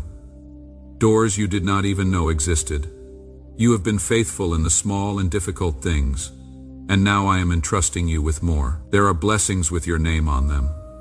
Gifts I have wrapped in love and placed along your path. You do not have to chase them. You do not have to earn your way to them. Just keep walking with me. Keep choosing kindness. Keep loving people. I will make sure that every good thing I have promised finds its way to you, my child. I want you to hear something about your future. It is not a continuation of your past. The failures you have walked through are not a preview of what lies ahead. The losses you have known are not a pattern that will simply repeat without end. I am not a God who runs in circles. I am a God who moves forward, and I am moving you forward. There is light ahead that you have not yet seen. There is joy ahead that you have not yet tasted. There are doors ahead that have not yet opened, but they will. There are people ahead whose lives will be touched because you kept going. There is a version of your life ahead that will look back on this season and understand, with tears and with wonder, why the road ran through this place. Hold on for that moment, my child. It is coming. Your future is not empty. It is not closed. It is full. Full of my promises. Full of my purposes. Full of more love than you have yet experienced. I have prepared it carefully. I have placed good things along your path, and I will make sure that you do not miss a single one. My child, I need you to believe this. You are not behind. You are not late. You are right where you need to be to receive what I have for you next. Every hard thing you have walked through has been shaping you, not breaking you, shaping you. Like a skilled craftsman who works with pressure and heat not to destroy but to refine. I have been at work in you, and what has come through that process is not ruined. It is stronger. It is ready. I am proud of you, my child. not because you have done everything right, but because you have stayed, because you have tried, because you have believed, sometimes just barely, but enough to keep going. And that is faith. That is real, genuine, beautiful faith. That is enough. Now, my child, I want you to rise. Not because the road is suddenly easy, not because everything has been resolved and every question has been answered. Rise because you are not walking alone. Rise because the one who holds the stars in place is holding you. Rise because your story is not finished, and the pages ahead are worth walking toward. You were made for more than fear. You were made for more than just surviving. You were made to live fully, to love deeply, to walk with your head lifted, not because you have it all together, but because I am in you, and where I am, there is always light. The world may look at you and see ordinary, but I look at you and I see something rare, something that has been shaped and tested and refined, something that is now ready for what I have been preparing it for. Walk boldly, my child. Walk it with trust. Walk it with courage. Walk it knowing that I am right beside you, every single step. And when the fear rises, remember this: I am with you. When doubt tries to steal your peace, remember this: I am faithful. When the world feels shaky and uncertain, remember this: I am your rock and I do not move. Let my words be the truth you hold on to when everything else feels unsure. You are not forgotten. You are not overlooked. You are not wandering without purpose. You are walking with me toward good things, toward the life I created you to live. My child, you were never meant to figure all of this out on your own. You were never meant to carry the weight of tomorrow on your shoulders today. I already hold tomorrow. I already see what is ahead. And I promise you, the hands that hold your future are steady. They do not shake. They do not fail. The same hands that formed the stars hold your story. And I promise you, the ending will be beautiful. My friend, before we close in prayer, one more thing. You gave your time to be here today. That was not small. There are people who need to find this place and have not yet. People in the middle of their hardest night, who do not know this quiet is waiting for them. If this ministry has been a place of rest for your heart, would you consider supporting it? The link is in the description and in the comments below. Give what you feel led to give, and if you cannot give today, leave a comment. Tell me where you are. Tell me what moved in you. I read every single one because you are not anonymous here. You are known. Thank you. Now let us close this time together, the way it was always meant to be closed. My child, before this time draws to a close, I want to say one more thing. This place, these words, the quiet you chose to step into today, it matters. It is a sacred thing when my child turns their heart toward me. When you seek me out in the middle of a busy and difficult life, I notice. I am honored by that. I am near in it. If this has been a place of rest for your heart, a place where you have heard my voice and been reminded of who you are, then stay close.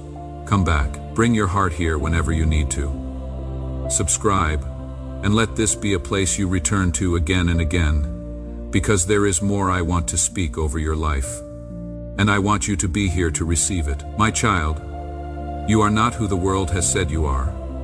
You are not defined by your worst moments. You are not limited by your past. You are not behind, and you are not too late. You are not forgotten, and you are not overlooked. You are not alone, not now, not ever. You are mine, chosen before you had the chance to earn it. Loved before you even knew my name, held even in the moments when you believed you had been released. I have never looked at you and seen a burden. I have always looked at you and seen something precious. My treasure, my child, my beloved. Walk out of this moment knowing that, carry it with you into whatever today holds. When the noise rises, return to this quiet. When the doubt speaks, return to this truth. When you feel the weight pressing down again, remember this: I am with you. I am for you. I am not going anywhere, and neither are you, my child. Let us close this time together the way it was always meant to be closed, with gratitude, with surrender, with your heart open before me. Let us pray. Dear Lord Jesus, thank you for this quiet place. Thank you for the stillness that reminds me I am never truly alone. In this gentle and soft moment, I feel the beauty of your nearness, and I feel your love wrapping around me like something warm and sure and steady. I come before you today not with perfectly formed words. I come with a heart that is honest, a heart that simply needs you. Jesus, you know the things I carry, the burdens I have struggled to set down. Help me to lay them at your feet right now.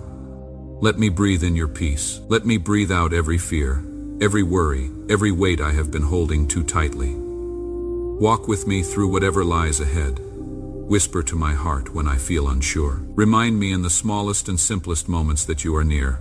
Help me to trust that even when I cannot see the full path before me, you are already there. Your light goes ahead of me step by step, day by day. Lord, I surrender this day to you.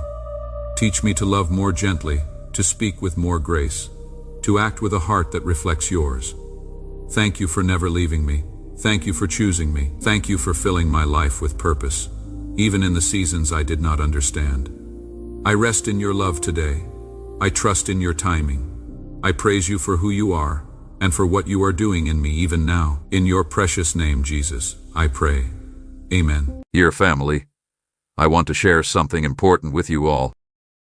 Recently, our channel has been demonetized by YouTube, which means we no longer receive any earnings from our videos.